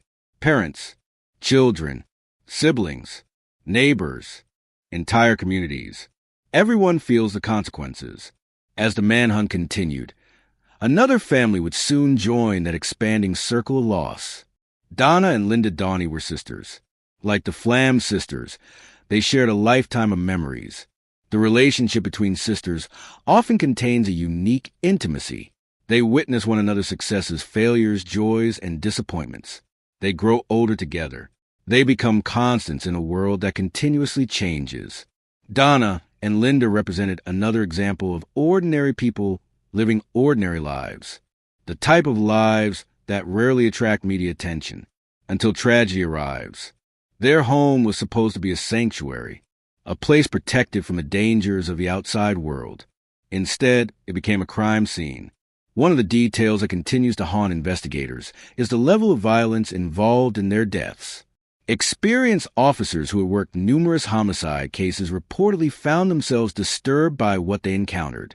Violence can sometimes reveal something about the offender. The intensity of these attacks suggested rage, cruelty, a willingness to continue inflicting harm long after control had already been established. For the Donnie family, however, criminal profiling was irrelevant. What mattered was loss. 2 sisters gone. 2 lives ended. 2 futures erased. Family photographs suddenly became priceless artifacts. Birthdays became painful reminders. Holidays became incomplete. Empty chairs appeared at gatherings. Conversations changed forever. Every homicide creates these invisible consequences. The public sees headlines. Families experience absence. And then there was Father James Smith. His story illustrates another devastating aspect of the case. Father Smith was not simply an individual. He was a community figure, a spiritual leader, a man who had devoted much of his life to serving others. People turned to him during moments of celebration and sorrow. He officiated weddings, conducted funerals, provided comfort during difficult times. For many residents, he represented stability, compassion, guidance. The presence of a priest often carries symbolic meaning within a community. Priests become woven into people's lives. They are present during baptisms, marriages, illnesses, and deaths. Their role extends beyond religious duties. They become trusted figures. The attack that claimed Father Smith's life therefore carried emotional consequences beyond the loss of one individual. It felt like an attack on the community itself. If someone like Father Smith was not safe, who was? That question echoed across Miramichi. It haunted conversations. It lingered in people's minds after dark. Because by late 1989, residents were no longer viewing these crimes as isolated events. They were seeing a pattern, a terrifying pattern. Elderly victims, brutal violence, fear spreading across multiple communities. The realization changed everything. The victims themselves shared another important characteristic.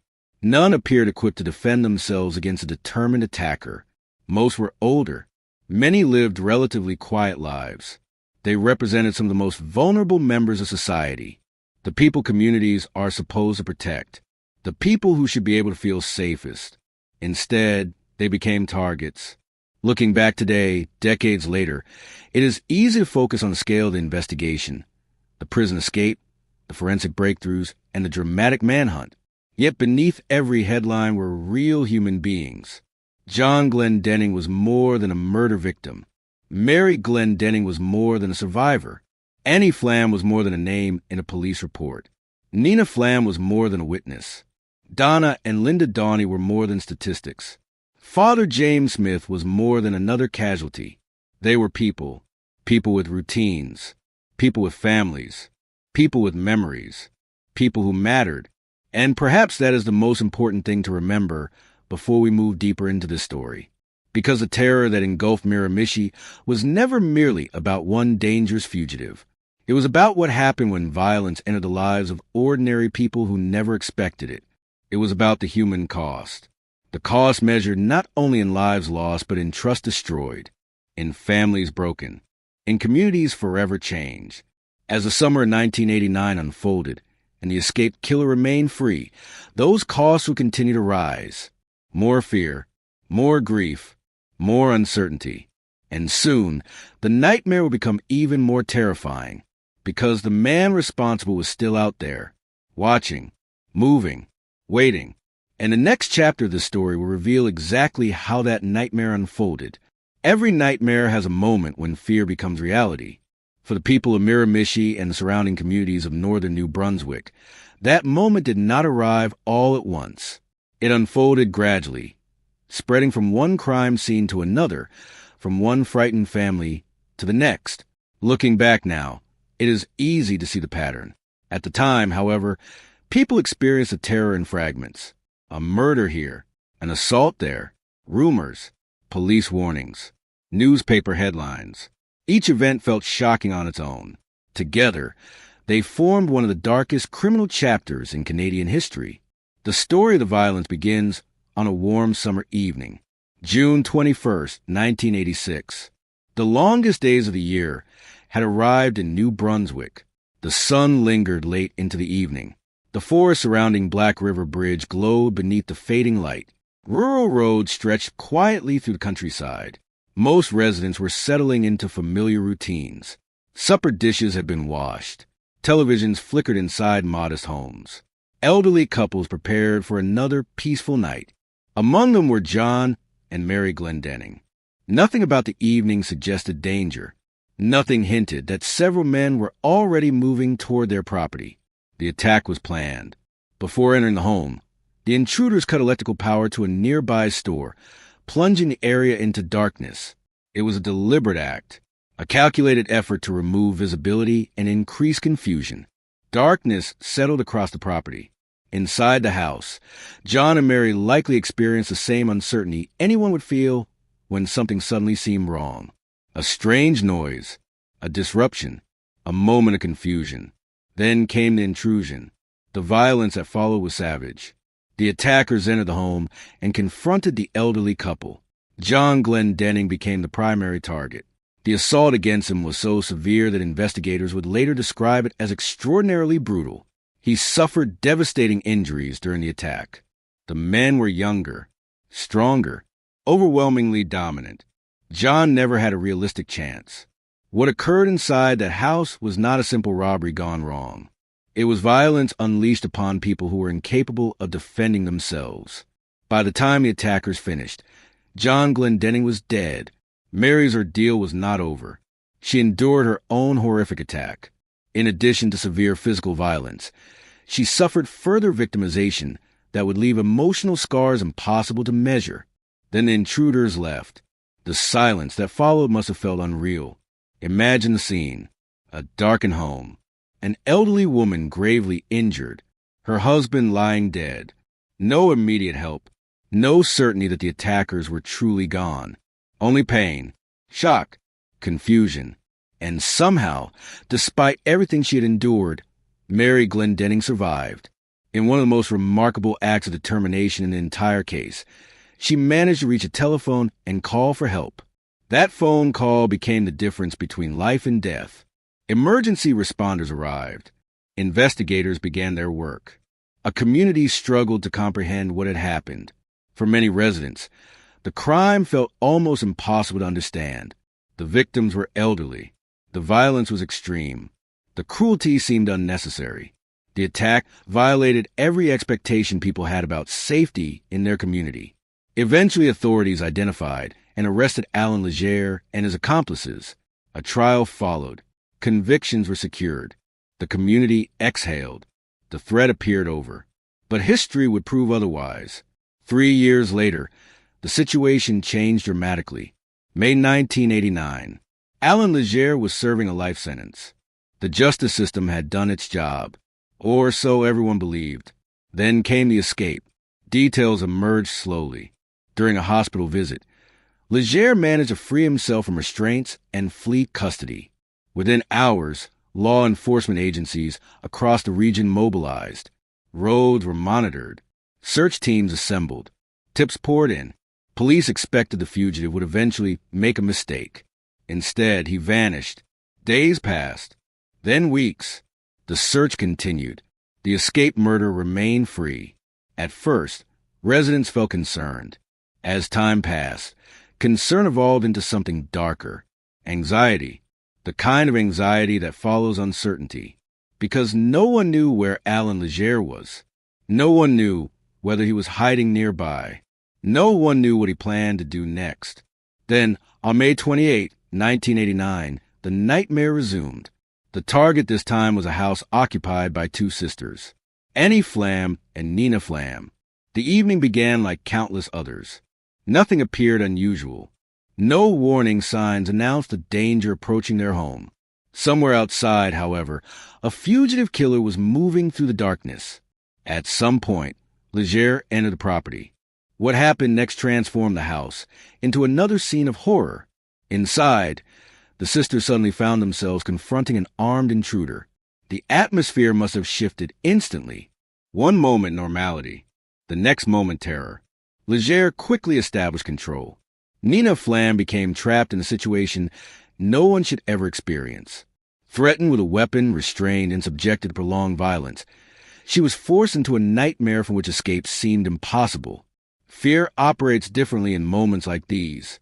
Time slows. Thoughts become fragmented. Every second stretches. Victims focus on survival, on staying alive long enough to see another sunrise. For Nina, survival meant enduring uncertainty, enduring pain, enduring the horrifying reality that she could hear violence occurring elsewhere in the home. While Nina suffered her own ordeal, Annie faced something even worse. The attack against her was extraordinarily violent. Investigators later determined that she endured a brutal assault that ultimately claimed her life. The details revealed a level of aggression that shocked even experienced officers. There are crime scenes that disturb investigators because of what happened. Then there are crime scenes that disturb investigators because of how much happened. The attack against Annie Flam belonged in the second category. When the violence ended, Legere was still not finished. He attempted to erase evidence. Fire became part of the plan. Flames began consuming portions of the residence. Smoke filled the air. The house that had once represented safety transformed into a burning crime scene. Firefighters eventually responded. Investigators arrived. Emergency personnel worked through chaos and destruction. And amid that destruction, one extraordinary fact emerged. Nina Flam was alive, injured, traumatized, forever changed.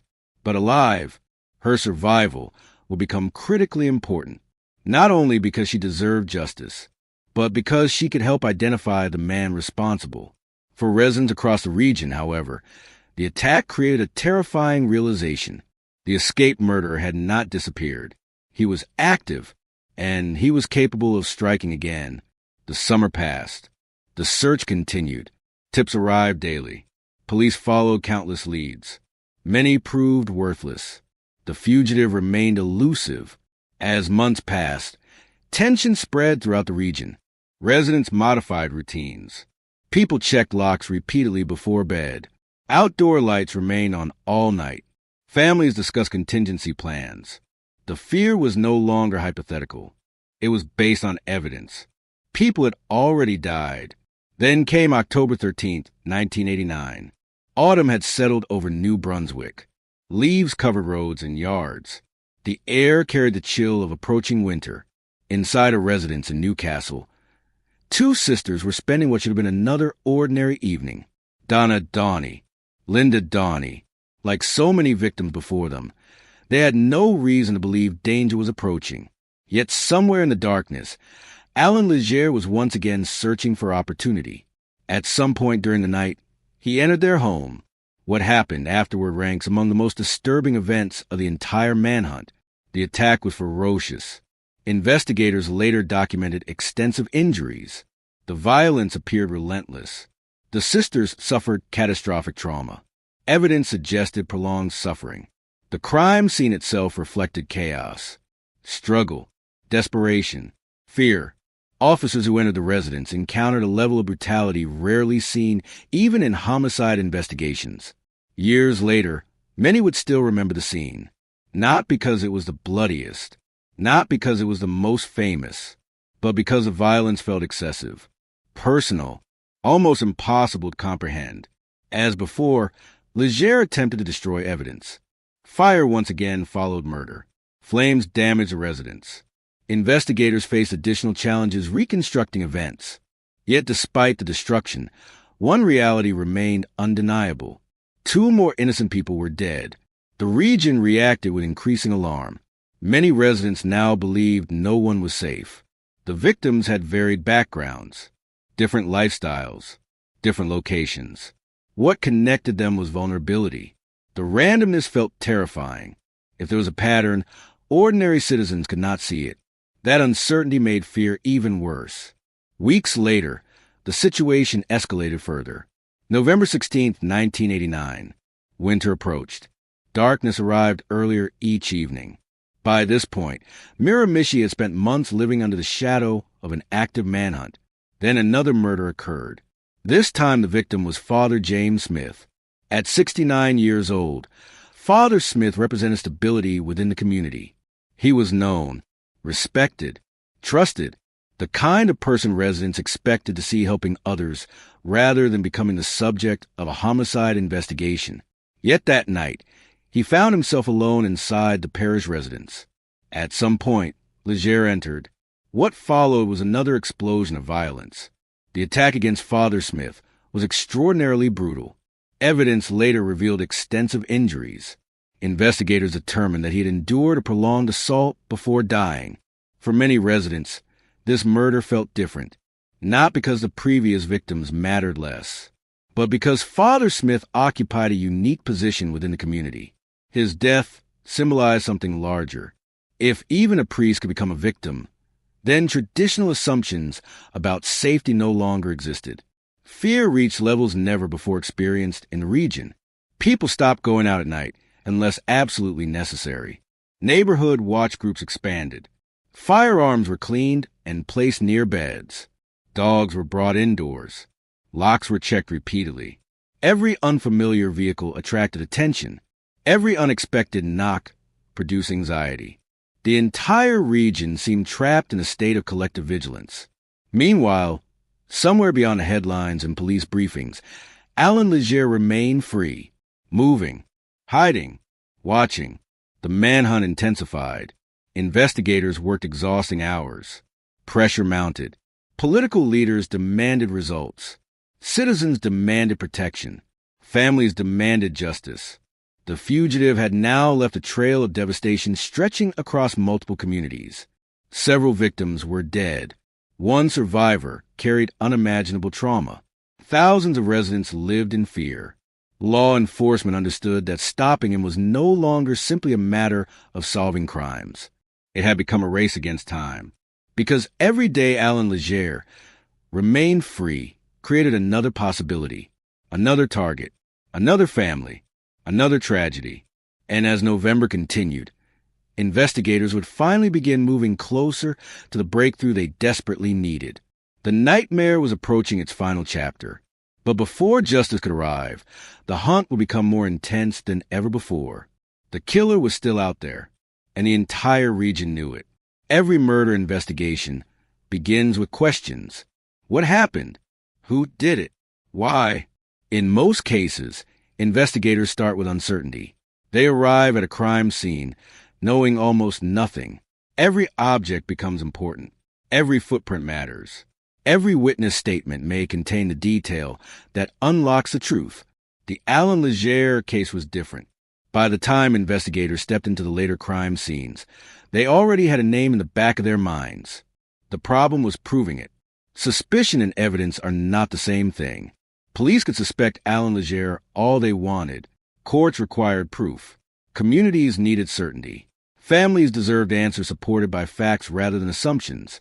And gathering those facts would become one of the greatest challenges in Canadian criminal history. The first major crime scene linked to Leger's violence was the Glendenning residence in June 1986. When emergency responders arrived at the property that night, they encountered a scene of devastation. The home itself reflected the suddenness of the attack. Objects were displaced. Evidence of struggle appeared throughout portions of the residence. The atmosphere felt heavy. Violent crime scenes often carry a strange silence after emergency personnel arrive. The chaos has already occurred. The screams are gone. The confrontation is over. What remains is the aftermath. Investigators moving through the Glendenning residence faced precisely that reality. An elderly man was dead. His wife was gravely injured. Blood evidence revealed the severity of the assault. Photographs documented every room. Measurements were taken. Items were collected.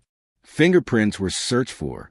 Detectives moved carefully, understanding that every detail might later become important. The physical evidence painted a disturbing picture. This was not an accidental confrontation. This was not a brief altercation. The injuries indicated sustained violence. The attackers had remained long enough to leave behind numerous clues. And unlike later crime scenes connected to Legere, fire had not yet complicated the investigation. Evidence survived. Investigators were able to reconstruct much of what happened. Eventually, that evidence contributed to the arrest and conviction of Alan Legere and his accomplices. For a time, the case appeared closed. The files were archived. The legal process concluded. Justice had seemingly done its work. Then came May 1989. The prison escape changed everything. What had once been a solved homicide case suddenly became a foundation for a new nightmare. When Alan Legere disappeared after escaping custody, law enforcement agencies immediately recognized a potential danger. Yet at first, there was little physical evidence to follow.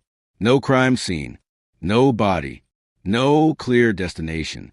Only an escaped murderer somewhere in the vast landscape of New Brunswick. The forests of the province created unique challenges for investigators. Thousands of square kilometers of wilderness stretched across the region. Remote cabins dotted the landscape. Abandoned structures existed in isolated locations. Countless secondary roads branched away from major highways. A determined fugitive could disappear surprisingly effectively. Police searched. Roadblocks appeared. Aircraft assisted when possible. Officers interviewed acquaintances. Tips flooded switchboards. Many leads seemed promising. Most went nowhere. Then, on May 28, 1989, investigators received a call that transformed the manhunt. Something terrible had happened at the residence of Annie and Nina Flam. The first responders arriving at the property immediately recognized the seriousness of the situation. Smoke lingered in the air. The smell of burn would mix with something far more troubling. Firefighters had already battled portions of the blaze. Water pooled across sections of the property. Charred debris covered parts of the structure. Crime scene investigators face unique difficulties when fire is involved. A homicide scene preserves clues. A fire destroys them. Fingerprints disappear. Biological evidence degrades. Objects become unrecognizable. Timelines become harder to establish. And yet, despite the destruction, important evidence survived. Investigators entered cautiously. They documented everything. Every damaged room. Every burned surface. Every indication of movement through the house. Then they discovered the victim, Annie Flam. The brutality of the attack was immediately apparent. Even experienced detectives understood they were confronting something extraordinary. The injuries suggested intense violence. The scene reflected chaos. The destruction created by the fire complicated analysis, but could not completely erase what had occurred. Then came the discovery that changed the investigation. A survivor, Nina Flam. In many homicide investigations, physical evidence carries the entire burden of telling the story. Here, investigators had something more. They had a living witness. Nina's condition reflected the severity of the ordeal she had endured. Medical personnel focused on treatment, while detectives began the difficult process of gathering information. Witness interviews conducted after traumatic events require extraordinary care. Memories can be fragmented. Fear can distort details. Shock affects perception. Yet survivors often provide critical pieces of the puzzle. Nina's account helped investigators understand the sequence of events inside the home. It provided insights into the attacker. It reinforced suspicions that many investigators already held.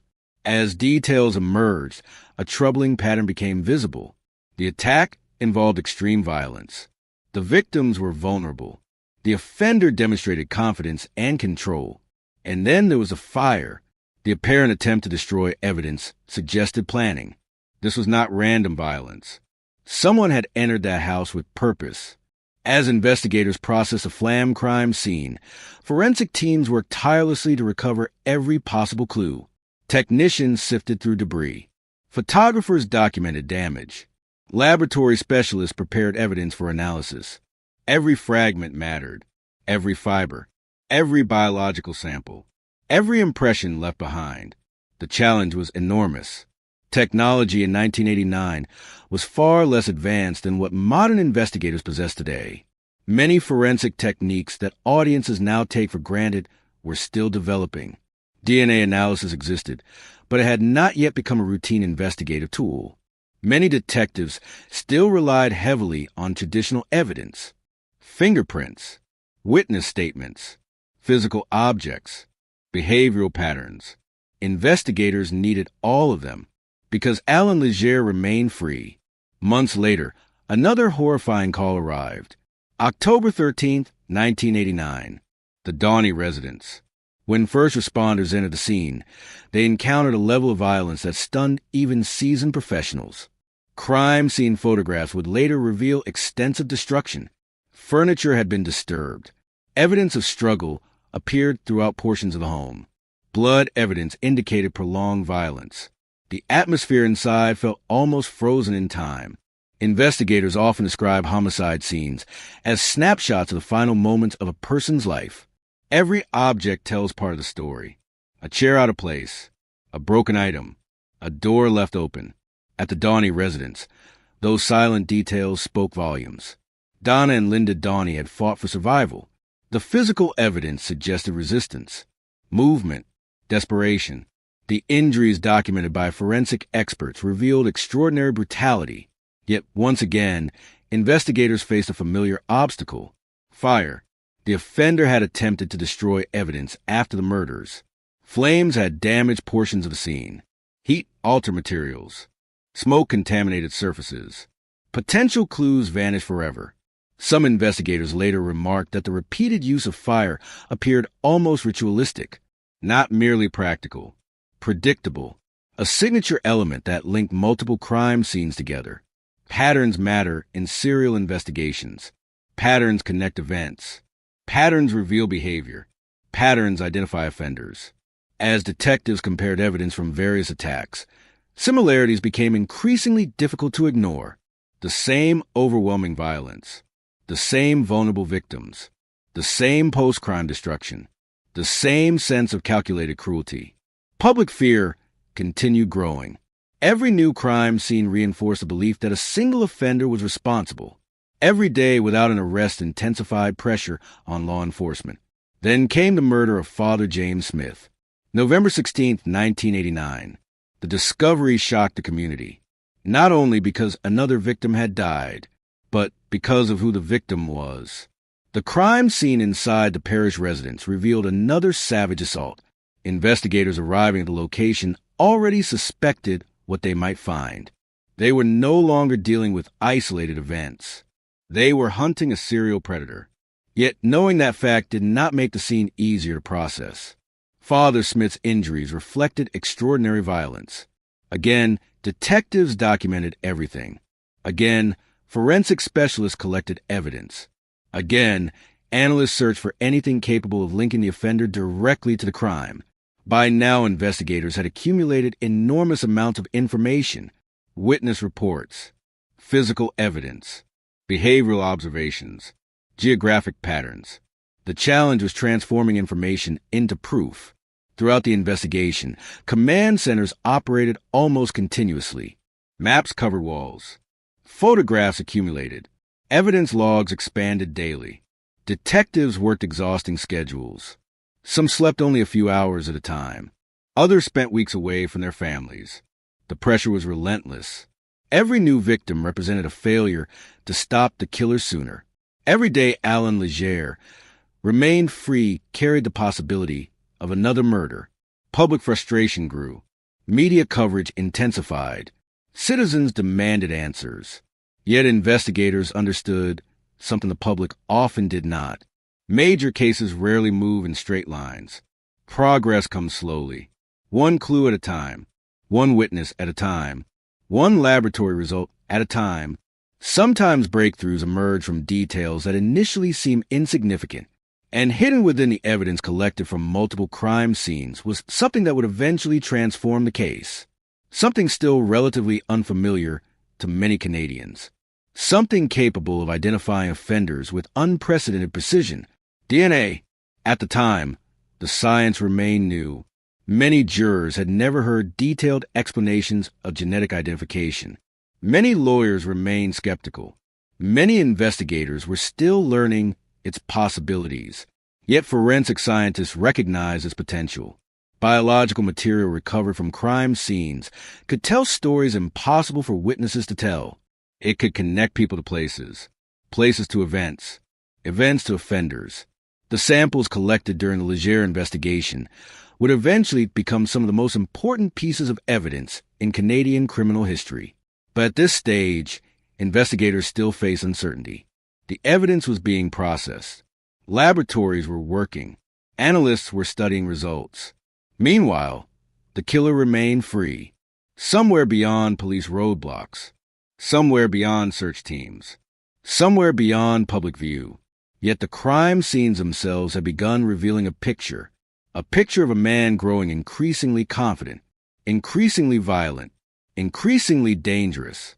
Each attack left traces, not enough to stop him immediately, but enough to build a case, enough to construct a path, enough to slowly tighten the net around a fugitive who believed he could continue escaping forever. The victims could no longer speak. The burned homes could no longer tell their stories. But the evidence remained, waiting, piece by piece, sample by sample, clue by clue. And before long, those clues would begin pointing investigators toward the breakthrough they desperately needed. The hunt was far from over. But for the first time, the darkness surrounding the case was beginning to crack. And through those cracks, the first real glimpse of justice was starting to appear. By the autumn of 1989, the hunt for Alan Leger had evolved into something far larger than a typical fugitive investigation. This was no longer a search for a prison escapee. It was a desperate race against a killer who seemed capable of appearing anywhere, striking without warning, and disappear before police could close in. Every new murder intensified the pressure. Every funeral deepened the grief. Every day without an arrest chipped away at public confidence. Across the Miramichi region, people wanted answers. Police wanted answers. The victims' families wanted answers.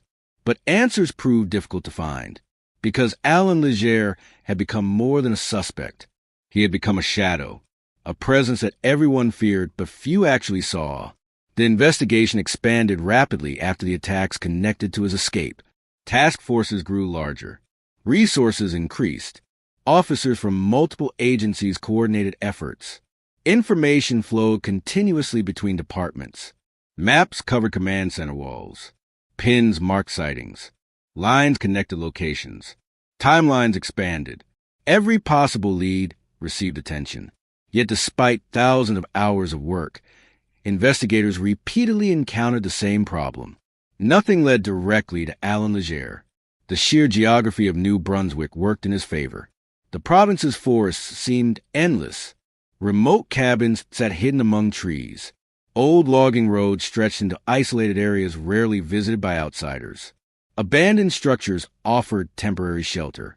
A fugitive willing to sleep in harsh conditions could disappear for surprisingly long periods. Police searched these locations constantly.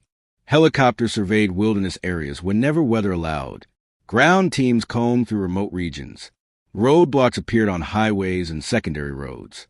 Officers stopped vehicles, checked identification, interviewed travelers. Still, Leger remained elusive. The public watched with growing frustration.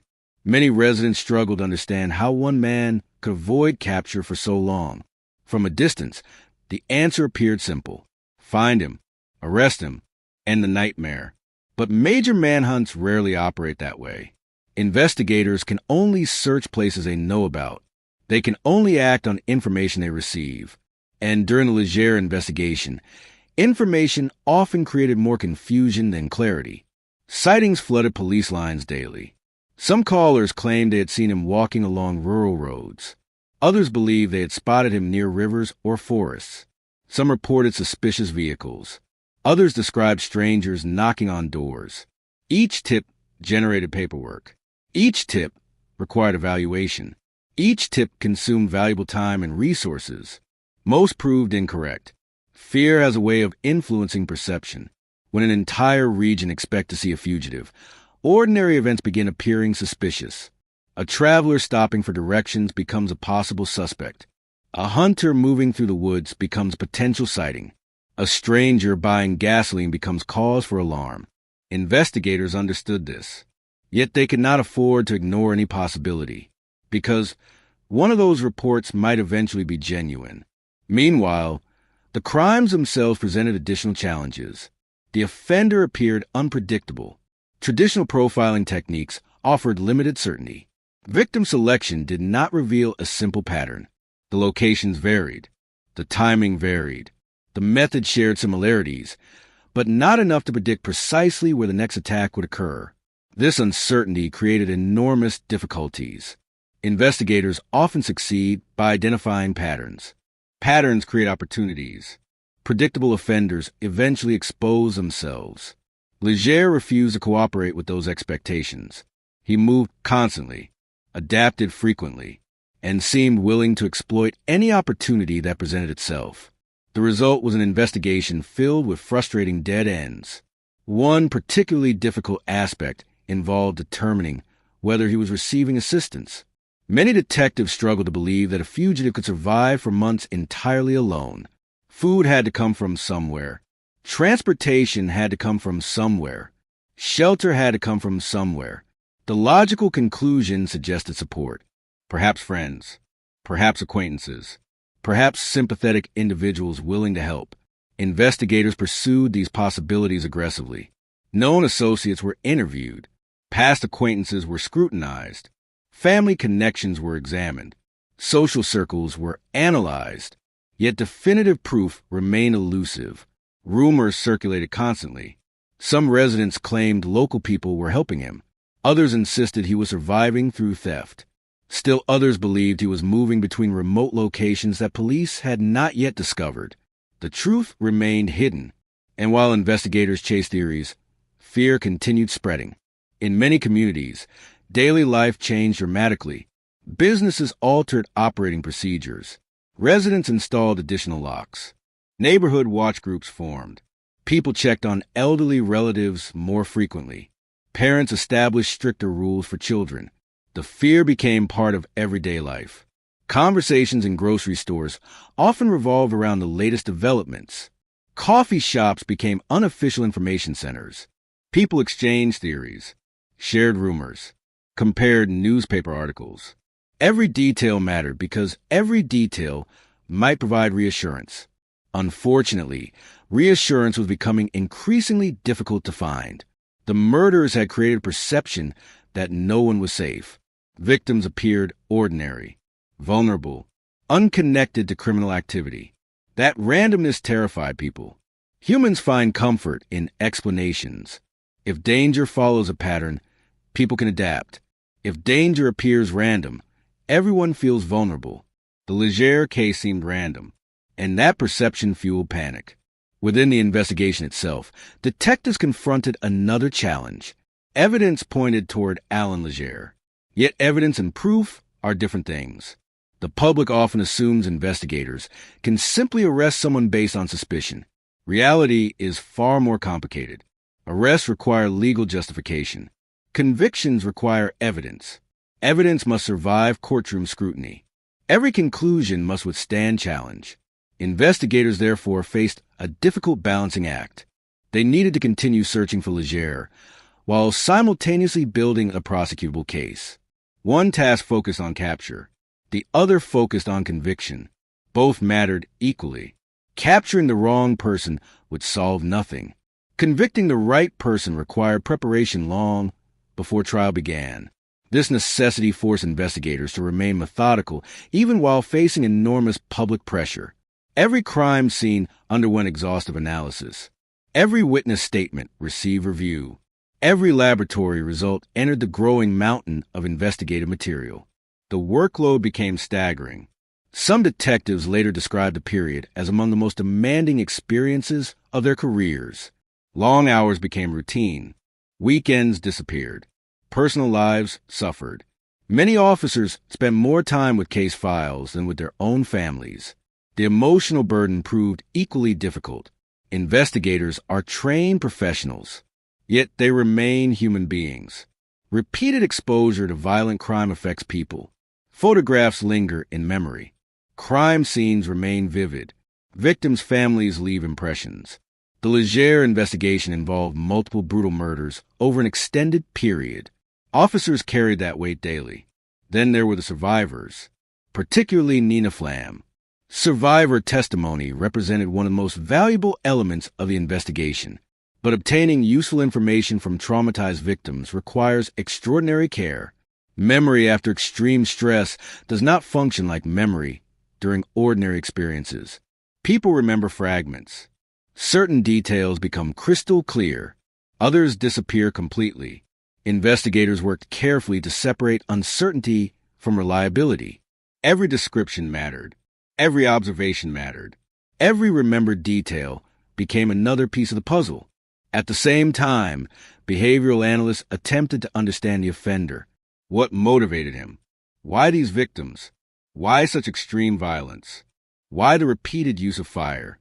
Behavioral analysis cannot identify a killer on its own, but it can reveal patterns, and patterns can guide investigations. Certain conclusions became increasingly apparent. The offender demonstrated confidence. He appeared comfortable entering occupied homes. He showed little concern for escalating violence. The attack suggested someone capable of controlling victims through intimidation and force. Most importantly, the offender appeared to derive something beyond practical benefit from the crimes. These were not efficient acts of robbery. The violence often exceeded what would have been necessary to achieve control. That observation disturbed investigators because it suggested a particularly dangerous offender, someone motivated by factors that were difficult to predict. As autumn deepened and winter approached, the investigation entered one of its most frustrating phases. Everyone suspected Alan Legere. No one could find him. The contrast became maddening. His name dominated discussions. His photograph appeared repeatedly. His crimes filled newspaper pages. Yet physically locating him remained extraordinarily difficult. Some officers privately worried that another murder was inevitable. The concern felt almost unavoidable. A fugitive willing to kill repeatedly was unlikely to stop voluntarily. Time appeared to be working against the investigation. The longer he remained free, the greater the danger became. Public pressure intensified further after the murder of Father James Smith. That crime struck a particularly emotional chord throughout the region. Priests occupied respected positions within many communities. Their role extended beyond religion. They represented guidance, stability, trust. The murder reinforced a terrifying reality. Nobody appeared beyond the reach of the killer. Following that crime, investigative efforts reached unprecedented levels. Resources were redirected. Search operations expanded. Intelligence sharing increased. Officials understood the situation had become critical. Failure carried unacceptable consequences. Every available avenue required exploration. Yet despite all these efforts, the investigation continued encountering obstacles. Tips contradicted one another. Witnesses provided conflicting information. Potential sightings placed Legere in multiple locations simultaneously. False leads multiplied. The sheer volume of information threatened to overwhelm investigators. Managing data became a challenge in itself. Teams spent countless hours organizing reports, verifying claims, and eliminating impossibilities. The process felt endless. At times, it appeared the investigation was moving in circles. Then came another complication. The media. News organizations covered the case extensively. Public interest remained enormous. Every development generated headlines. While media attention helped keep citizens informed, it also created additional challenges.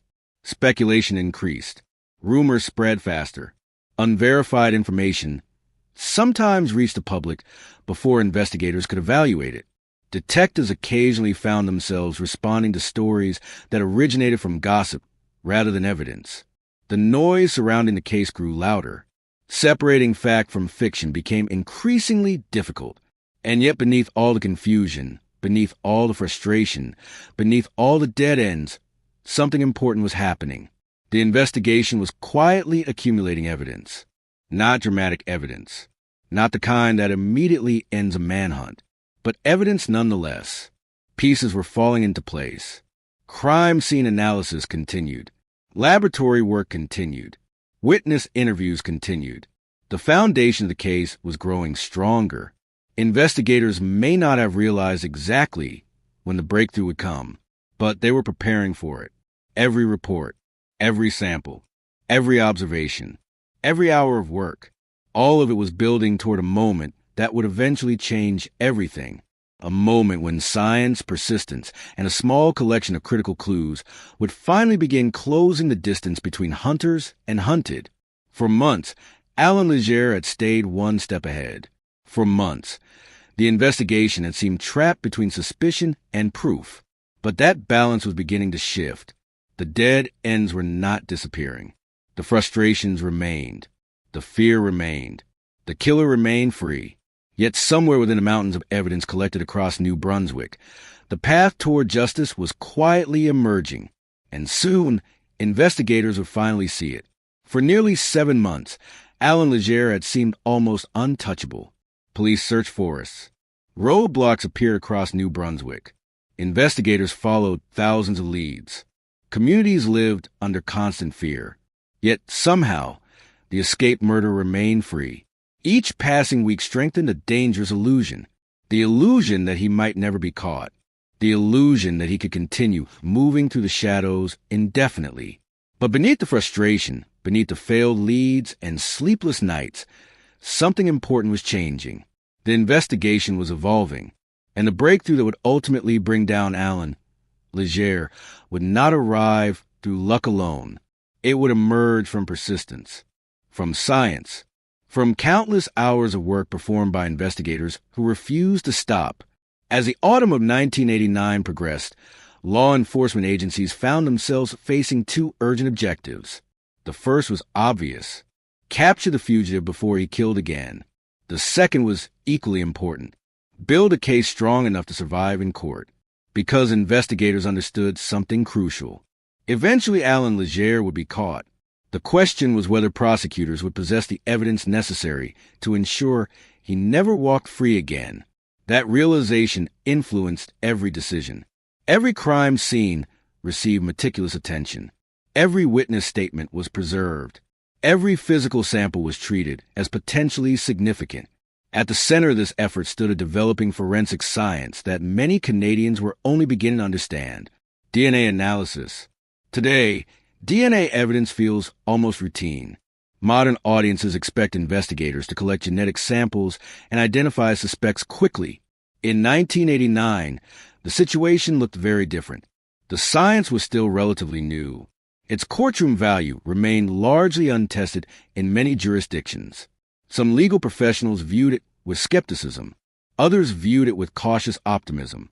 Few people realized that the Alan Legere investigation would soon become one of the most significant tests of forensic DNA evidence in Canadian history. The biological evidence recovered from multiple crime scenes became increasingly important as investigators searched for definitive proof. Traditional evidence had limitations. Witnesses can make mistakes. Memories fade. Fingerprints are not always available. Fire destroys valuable clues. But DNA offered something different. It offered the possibility of connecting an individual directly to a crime scene through biology itself. A silent witness incapable of forgetting. In laboratories, forensic scientists worked carefully with samples recovered from various locations connected to the murders. The process required patience. Technology moved slower than modern standards. Analysis took time. Results demanded verification. Every step required precision because the stakes could not have been higher. Meanwhile, outside the laboratory, investigators continued chasing Alan Legere.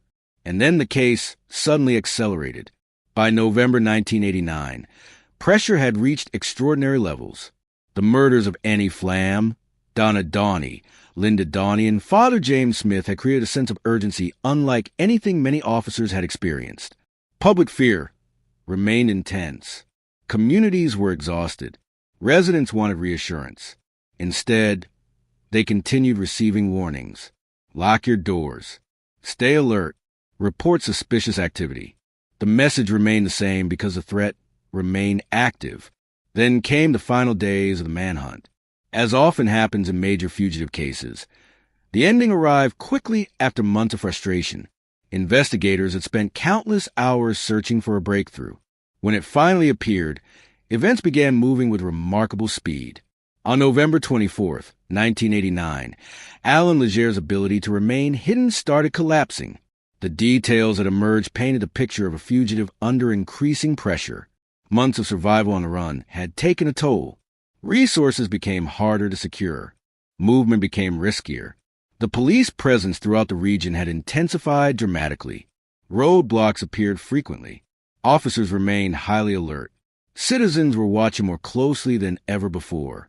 The net was tightening.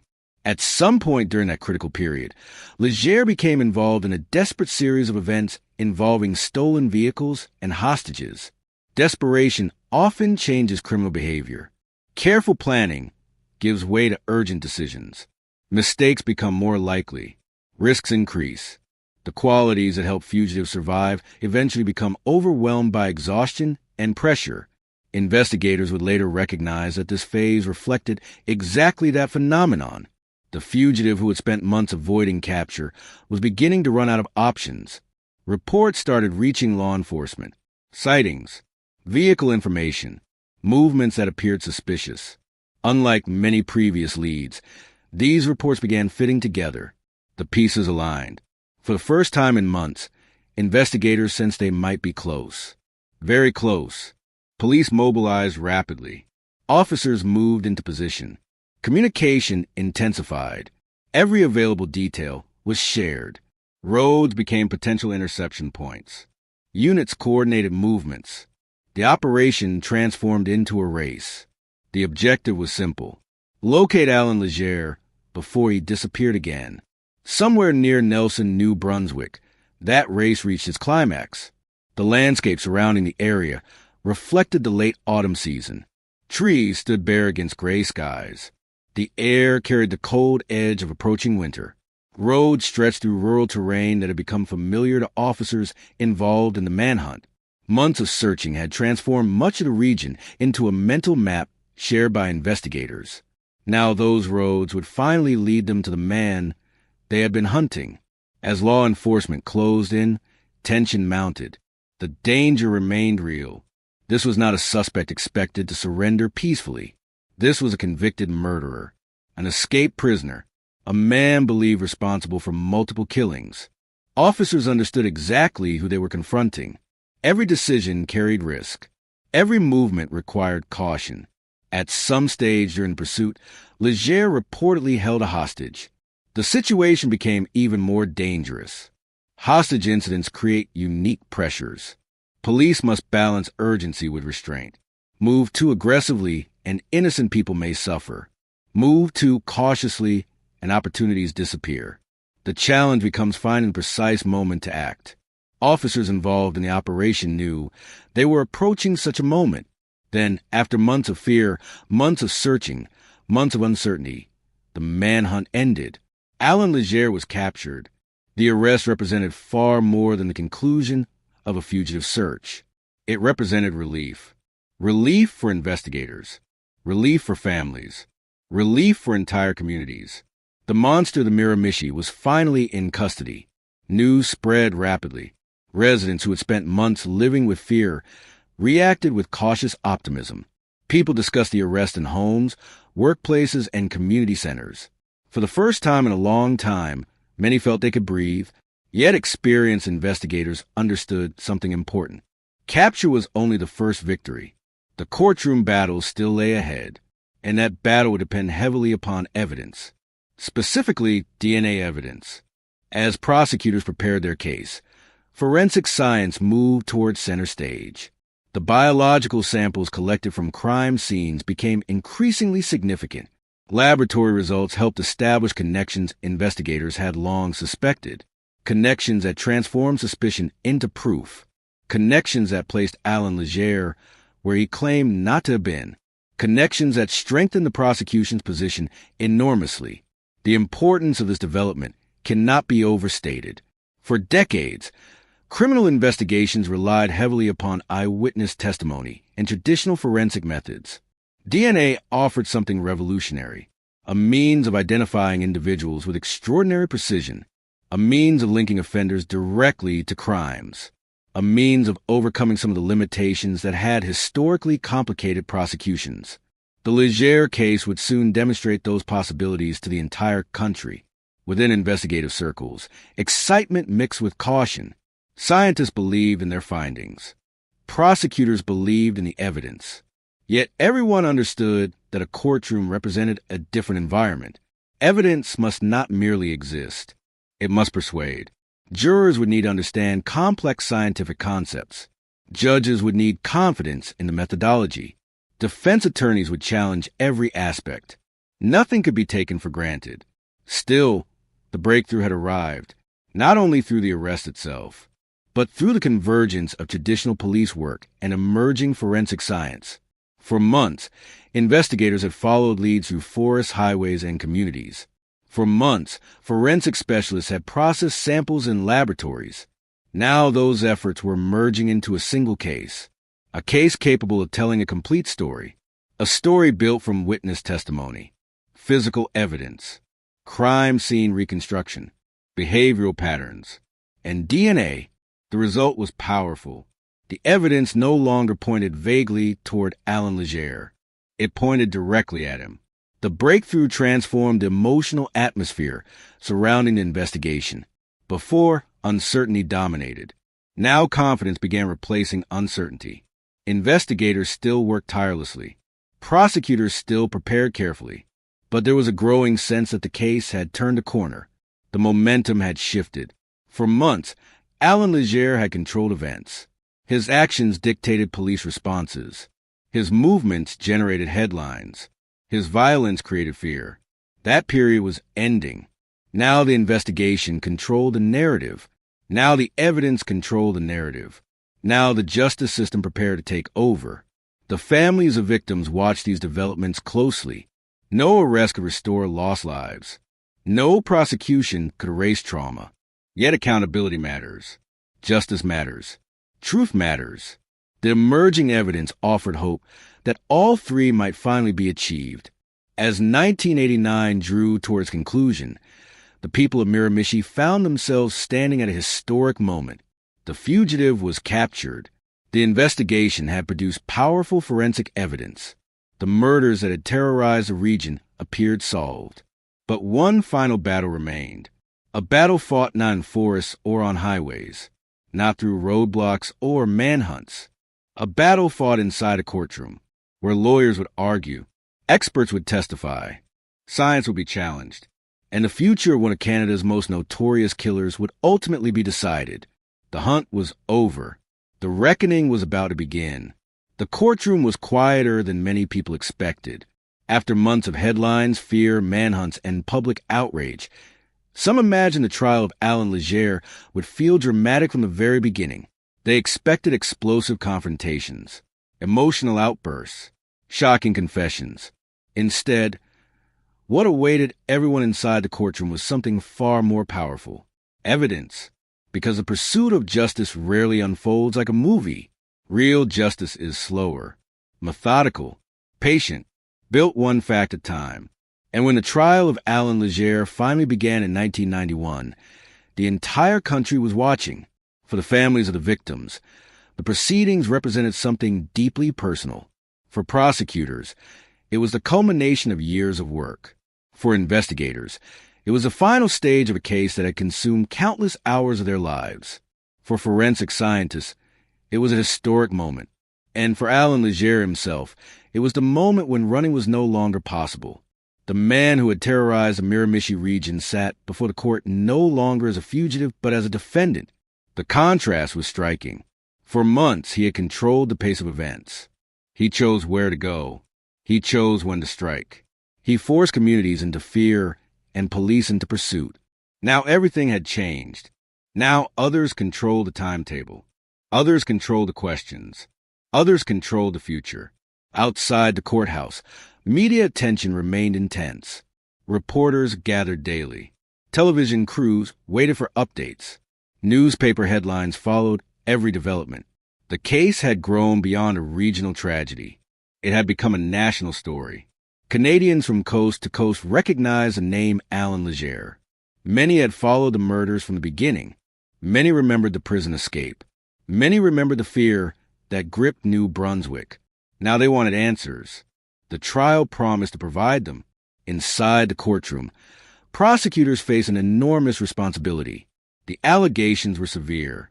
Multiple murders, violent assaults, a lengthy campaign of terror that had left families devastated and entire communities traumatized. Yet no matter how strongly investigators believed in Legere's guilt, belief alone could never secure a conviction. The prosecution needed proof, and they intended to provide it. The opening stages of the trial focused on establishing the chronology of events. Jurors heard about the escape. They heard about the murders. They heard about the extensive investigation that followed. Witnesses began taking the stand. Each testimony added another piece to the puzzle. Police officers described a manhunt. Investigators explained how evidence had been collected. Forensic specialists outlined their findings. The picture that emerged was both disturbing and compelling. One witness after another helped reconstruct the months of fear that had engulfed Miramichi. The prosecution's case did not depend upon a single dramatic revelation. Instead, it relied upon accumulation, individual facts, individual observations, individual pieces of evidence, each one supporting the next, each one strengthening the overall narrative. The strategy reflected a fundamental truth of criminal trials. Jurors are rarely persuaded by one piece of evidence alone. They are persuaded by consistency, by patterns, by multiple independent facts pointing toward the same conclusion. As the days passed, that consistency became increasingly difficult to ignore. The stories told by witnesses aligned with physical evidence. The physical evidence aligned with forensic findings. The forensic findings aligned with investigative conclusions. Gradually, the case grew stronger, yet the most important chapter of the trial was still ahead, because hidden within the evidence was something capable of changing Canadian criminal justice forever. DNA. Today, the term feels familiar. Most people understand at least the basic concept. In the early 1990s, however, DNA evidence remained relatively new to the public. Many jurors had never encountered it before. Many Canadians had only a vague understanding of how it worked. Even within legal circles, the technology remained a subject of intense discussion. The Legere trial will become one of the first major opportunities for Canadian courts to evaluate the power of genetic identification. When forensic experts entered the courtroom, the atmosphere changed. Their testimony represented more than science. It represented the future. The expert explained how biological samples recovered from crime scenes could be analyzed. They described the process in careful detail, how genetic markers were examined, how comparisons were performed, how probabilities were calculated. The science was complex, yet the implications were simple. Human beings carry unique genetic signatures. Those signatures can connect individuals to specific locations, specific events, specific crimes. For prosecutors, the evidence was revolutionary. For the defense, it represented a significant challenge. The defense team worked to question the reliability of the new technology. That was their responsibility. Every criminal defendant is entitled to a vigorous defense. Every piece of evidence deserves scrutiny. The courtroom became a battleground not only over Alan Legere's guilt, but over the credibility of a scientific method that was still earning public trust. Experts were questioned extensively. Methodologies were examined. Procedures were challenged. The legal arguments often became highly technical. Yet beneath the complexity stood a simple question. Could the jury trust the science?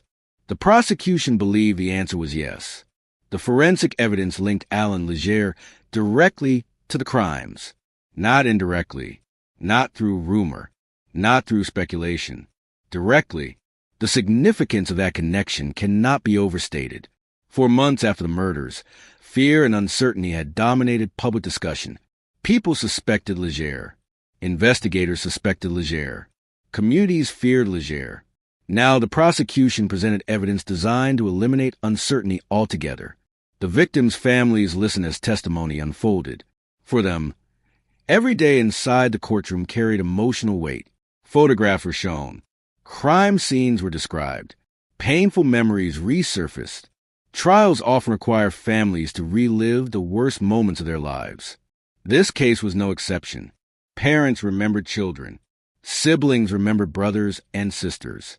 Friends remembered people who would never return. The legal process demanded patience. But patience did not reduce grief. For survivors such as Nina Flam, the proceedings carried additional significance. She had endured what few people could imagine. Now she watched the justice system determine the fate of the man responsible.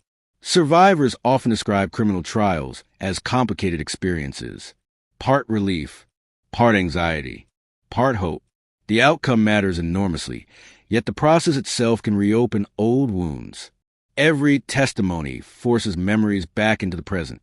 Every photograph becomes a reminder. Every legal argument concerns events that changed lives forever. As the trial continued, prosecutors systematically presented their case. Investigators described evidence recovery. Experts discussed laboratory analysis. Witnesses recounted observations. The cumulative effect proved powerful. Bit by bit, the prosecution assembled a detailed account of what had happened during those terrifying months. The defense challenged where possible, questioned assumptions, examined procedures, raised doubts. Yet the evidence remained substantial, and the DNA evidence continued occupying a central role. Many legal observers recognized that the trial carried implications extending beyond Alan Legere himself. A successful prosecution would help establish DNA as a transformative forensic tool within Canada. Future investigations could be influenced by the precedent created here. Future prosecutions could rely upon the principles being tested now. In that sense, the courtroom contained two parallel stories. One concerned a serial murderer. The other concerned the evolution of criminal justice. Eventually, after weeks of testimony and argument, the case moved towards conclusion. Closing statements offered each side an opportunity to summarize its position. Prosecutors emphasized the evidence, the patterns, the forensic findings, the overwhelming consistency of the case against Alan Legere. The defense highlighted uncertainties and urged caution. Jurors listened carefully. Their responsibility was enormous. They alone would determine the verdict. Outside the courtroom, communities waited. Families waited. Investigators waited. The country waited. Years of work had led to this moment. Then the deliberations ended. The jury returned. The atmosphere inside the courtroom grew tense. Everyone understood the significance of what was about to happen. Victims' families sat quietly. Reporters prepared notebooks. Lawyers focused on the judge. All eyes turned toward the jury. The verdicts were read. Guilty. Again and again. Guilty. The words carried enormous weight. For investigators, they represented validation of years of effort. For prosecutors, they represented success. For forensic scientists, they represented a historic achievement. For the victims' families, they represented accountability, not healing, not closure in the simplistic way people often describe it, but accountability. The recognition that the person responsible had been identified and judged. Alan Legere was convicted of the murders linked to his reign of terror.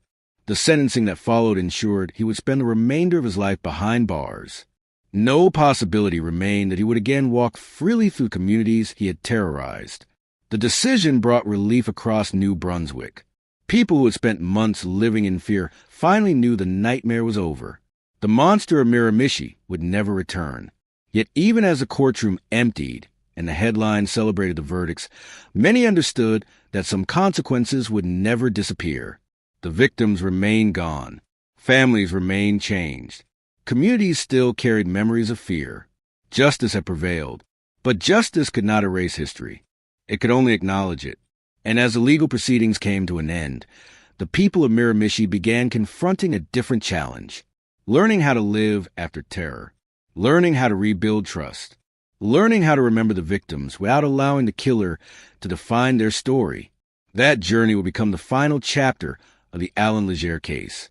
When people remember true crime cases, they often remember the violence. They remember the murders, the investigations, the courtroom battles, the shocking headlines.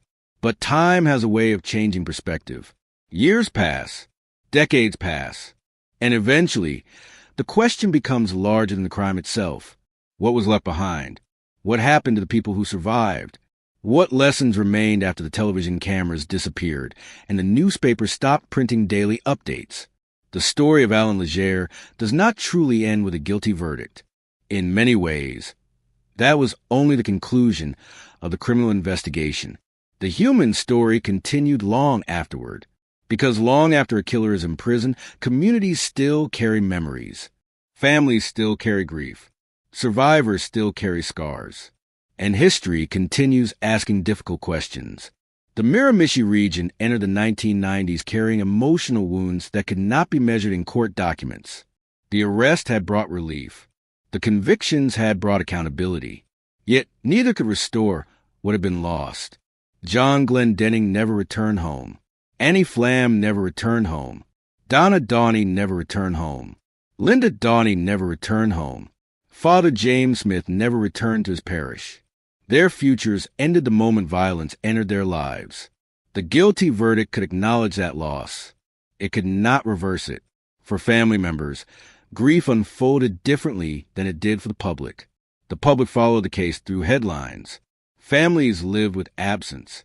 An empty chair during holiday dinners. A birthday that arrived every year carrying painful memories. Photographs that suddenly became priceless. Voicemails that could never be replaced.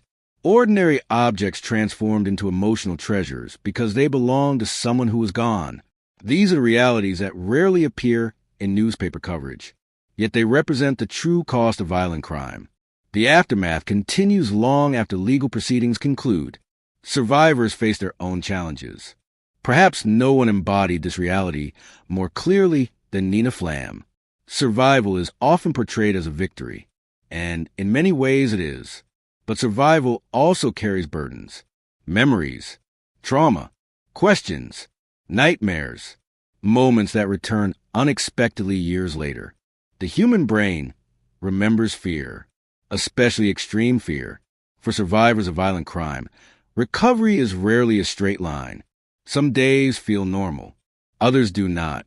Healing becomes a journey measured not in weeks or months, but often in years. The courage required to continue living after such experiences is extraordinary. Yet survivors perform that courage every day, not through dramatic acts, but through ordinary ones. Getting out of bed, leaving the house, trusting people again, continuing forward. Those victories rarely make headlines, but they matter. Across Miramichi, the broader community faced another challenge, learning how to reclaim a sense of safety. Fear changes behavior. For months, residents had locked doors more carefully, checked windows repeatedly, watched unfamiliar vehicles with suspicion, listened closely to every unexpected sound after dark. Those habits do not disappear overnight. Communities remember, even after danger ends. Many residents would later describe how the manhunt changed their perception of security. Before Alan Legere's escape, many people viewed violent crime as something distant, something that happened elsewhere. The events of 1989 shattered that assumption. Residents learned that terrible things could happen even in quiet places, even in small communities, even to good people. That lesson was painful, yet it was real. In the years that followed, another aspect of the case gained increasing attention, the role of forensic science. While the murders themselves horrified the country, the investigation helped demonstrate the extraordinary potential of DNA evidence. Today, DNA analysis is one of the most powerful tools available to criminal investigators. Its use feels routine, But someone had to prove its value first. Cases like Alan Leger's helped accomplish that. The trial became a landmark moment in Canadian forensic history. Students studying criminal justice would later examine the case. Investigators would reference it. Law schools would discuss it. Scientific advances often enter public awareness through major events. The Leger trial became one of those events. The case showed that biological evidence could speak with remarkable clarity. That science could strengthen justice. That technology could help victims receive answers. In this sense, something important emerged from tragedy. Not redemption. Nothing can redeem murder, but progress. Lessons that improve future investigations. Lessons that help future victims.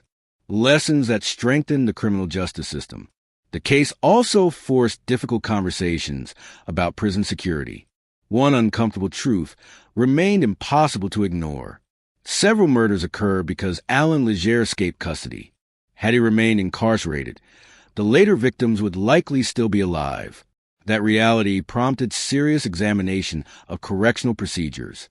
Questions were asked. Policies were reviewed. Mistakes were analyzed. The public demanded accountability. Governments and institutions understood they needed answers. Major tragedies often expose weaknesses that previously went unnoticed. The prison escape represented one such weakness. Learning from failure became essential. The consequences of not learning were simply too great. Then there was a question that appears in nearly every true crime story. Why? Why did Alan Leger commit these acts? Why such violence? Why such cruelty? Why target vulnerable people? The truth is that some questions never receive satisfying answers. Criminal psychologists can analyze behavior. Investigators can examine patterns. Experts can offer theories. Yet the deepest motivations often remain hidden inside the offender's mind. Human beings naturally seek explanations. We want violence to make sense. We want a reason proportional to the suffering. Unfortunately, reality rarely provides that comfort. Sometimes the explanation is simply that a dangerous person chose to inflict pain, a person willing to cross moral boundaries most people would never approach, a person capable of treating human lives as obstacles rather than precious things. The inability to fully explain such behavior can feel frustrating. Yet perhaps focusing exclusively on the killer misses the most important lesson, because the story of Alan Leger is not ultimately a story about Alan Leger. It is a story about consequences. The consequences of violence, the consequences of trauma, the consequences of fear, and the consequences of resilience. Because alongside every tragedy in this case, there were examples of courage. Mary Glendenning surviving long enough to reach a telephone despite devastating injuries. Nina Flam enduring unimaginable terror and continuing forward afterward. Investigators refusing to abandon the hunt despite months of frustration. Forensic scientists embracing new technology to pursue justice. Communities supporting one another through fear. Families honoring loved ones despite overwhelming grief. These acts rarely receive the same attention as violence. Yet they deserve it, because they represent the opposite of what the killer stood for. Violence seeks destruction. Courage resists it. Fear seeks isolation. Community resists it. Cruelty seeks suffering. Compassion resists it. And throughout the Miramichi terror, those forms of resistance appeared again and again. Today, decades later, the forests of New Brunswick still stand. The rivers still flow. The communities still exist. Children who were not yet born during the manhunt now walk the same streets. Many residents know the story only through history. Yet the memories remain. Not because people wish to celebrate the killer, but because remembering matters. Remembering honors victims. Remembering preserves lessons. Remembering helps ensure that tragedies are neither ignored nor repeated. When historians look back on the Alan Leger case, they often focus on three things: the brutality of the crimes, the unprecedented fear that gripped an entire region, and the groundbreaking role of DNA evidence. All three deserve attention. Yet, perhaps the most important legacy is simpler. Human lives matter. Every victim mattered. Every survivor mattered. Every family mattered. The names at the center of this case were never merely entries in police files. They were people with histories, relationships, dreams, and futures. Remembering that truth is essential, because true crime should never become entertainment detached from humanity. The purpose of telling these stories is not to glorify killers. It is to understand consequences, to honor victims, to learn from the past, and to recognize the extraordinary strength that ordinary people often display during extraordinary circumstances. In the end, Alan Legere became one of Canada's most notorious criminals. His name entered history. His crimes entered history. But history does not belong to him alone. It also belongs to John Glendenning, to Mary Glendenning, to Annie Flam, to Nina Flam, to Donna Donnie, to Linda Donnie, to Father James Smith, and to the people of Miramichi, who endured months of fear, yet refused to let that fear define them forever. The headlines eventually faded. The trials eventually ended. The manhunt eventually became history. But the lessons remain. And perhaps that is where the story truly ends. Not with the killer, not with the courtroom, not with the prison cell, but with the enduring reminder that even in the darkest chapters of human behavior, courage, perseverance, and the pursuit of justice can still prevail. Years after the verdict, a strange silence settled over the story. Not the silence of forgetting, the silence of distance, the kind that arrives when enough time has passed for people to stop talking about a case every day, yet not enough time for its memory to disappear. In Miramichi, the seasons continued their endless cycle. Winter snow covered roads that had once carried police cruisers racing toward crime scenes. Spring rains washed over forests that had hidden an escaped killer. Summer sunlight returned to neighborhoods that had spent months living behind locked doors and drawn curtains. Life moved forward because life always moves forward, but memory remained. For those who had lived through 1989, there were moments when the past suddenly resurfaced. A newspaper anniversary, a documentary, a conversation between old friends, a familiar street passed during an afternoon drive, and suddenly they were back there again. Back in a time when every knock at the door carried uncertainty. Back in a time when every unfamiliar vehicle drew suspicious glances. Back in a time when fear felt as permanent as the forest surrounding their communities. The younger generation learned about the events differently. Many knew the story only through relatives. Parents told children where they had been during the manhunt. Grandparents described roadblocks and police helicopters. Teachers occasionally referenced the case when discussing local history. To them, Alan Legere belonged to another era, a frightening chapter from before they were born. Yet even for those who never experienced the terror firsthand, the story retained power, because some crimes become larger than the individuals involved. They become warnings, lessons, historical landmarks. The Miramichi terror became one of those stories. Meanwhile, inside the prison system, Alan Legere disappeared into the routine reality of incarceration. The headlines faded. The television cameras left. The public fascination diminished. What remained was a man sentenced to spend the rest of his life behind bars.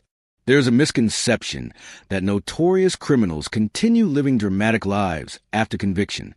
Most do not. The excitement exists in the public imagination. The reality is repetition. Days become weeks. Weeks become months.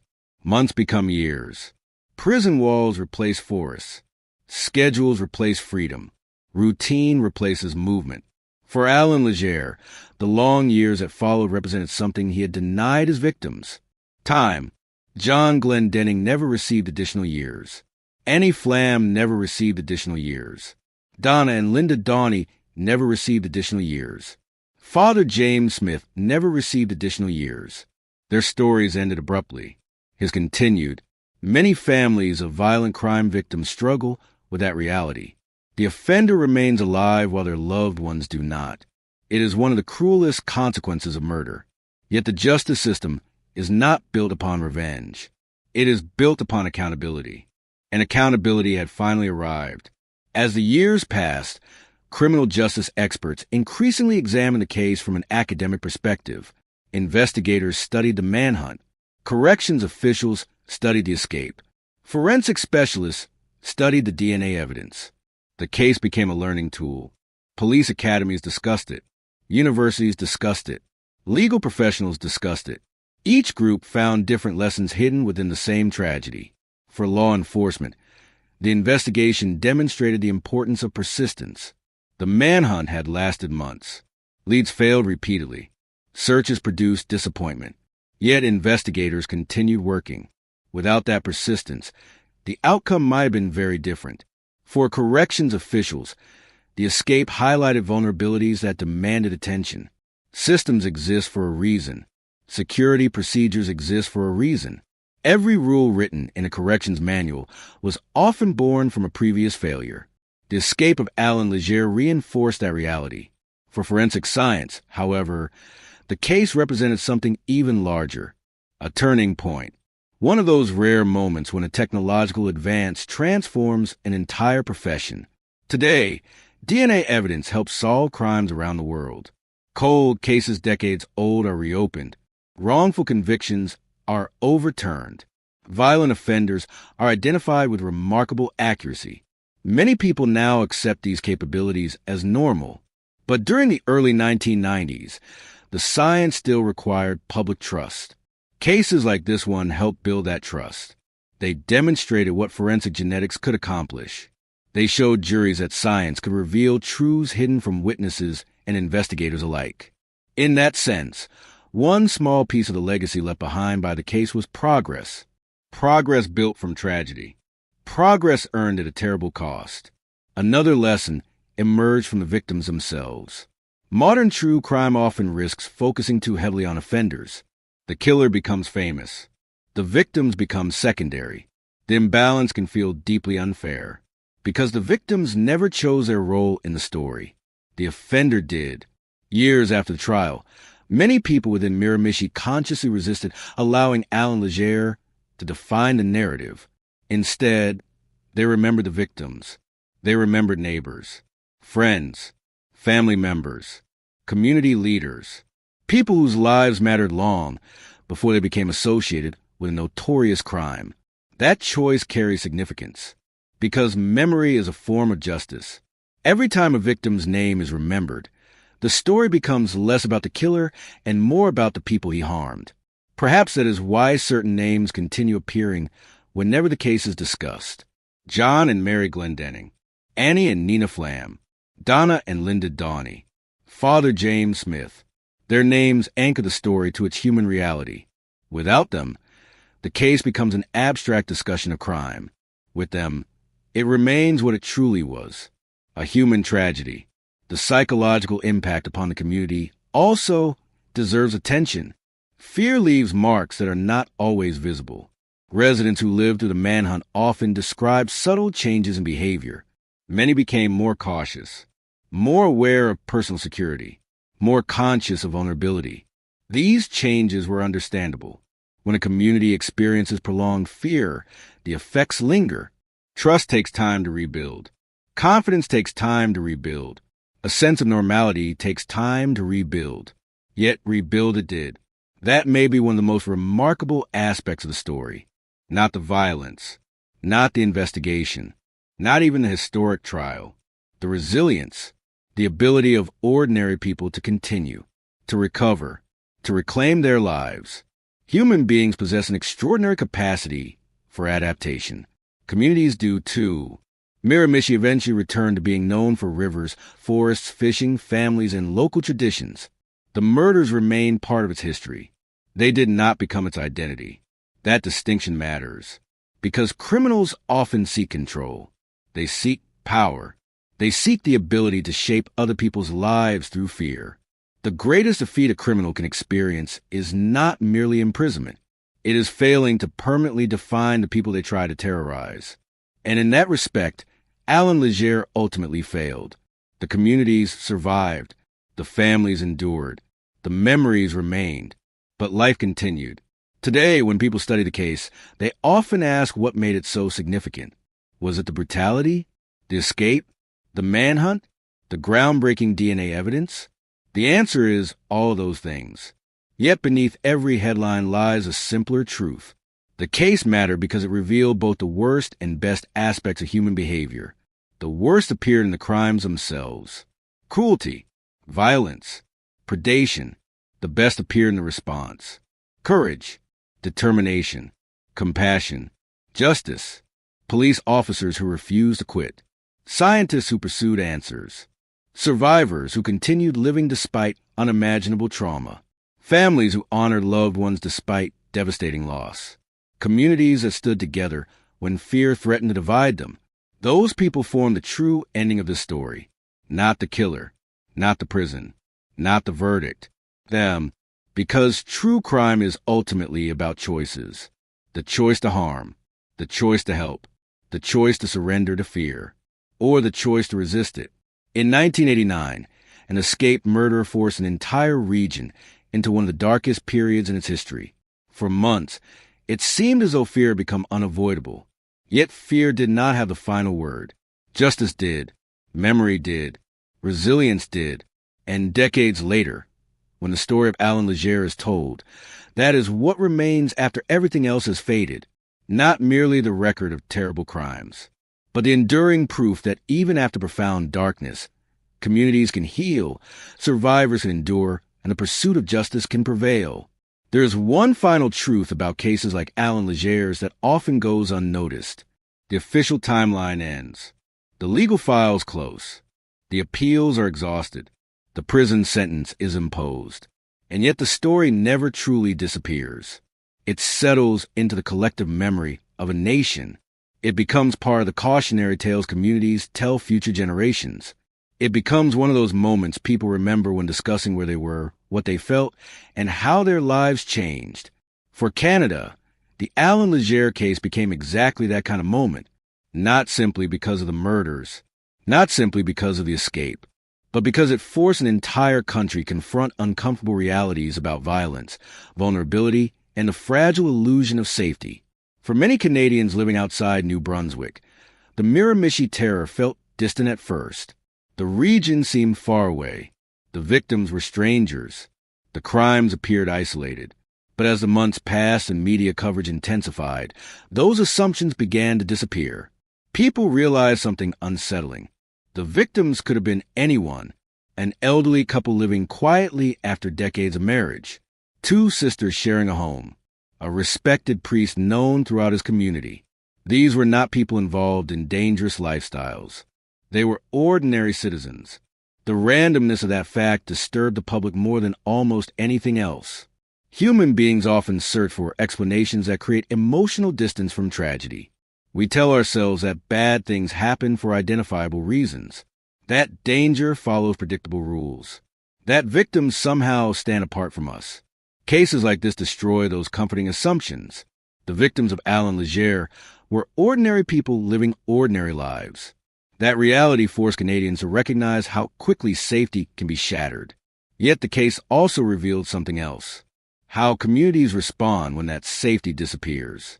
During the months of fear, neighbors checked on one another. Families stayed connected. Citizens reported suspicious activity. Volunteers assisted authorities. Local organizations provided support where they could. The violence created fear, but also created solidarity. People recognized that surviving a crisis often requires collective effort. No individual could stop the terror alone, but communities working together could endure it. That lesson remains relevant long after the case itself faded from daily headlines. Because crises change form, different generations face different threats.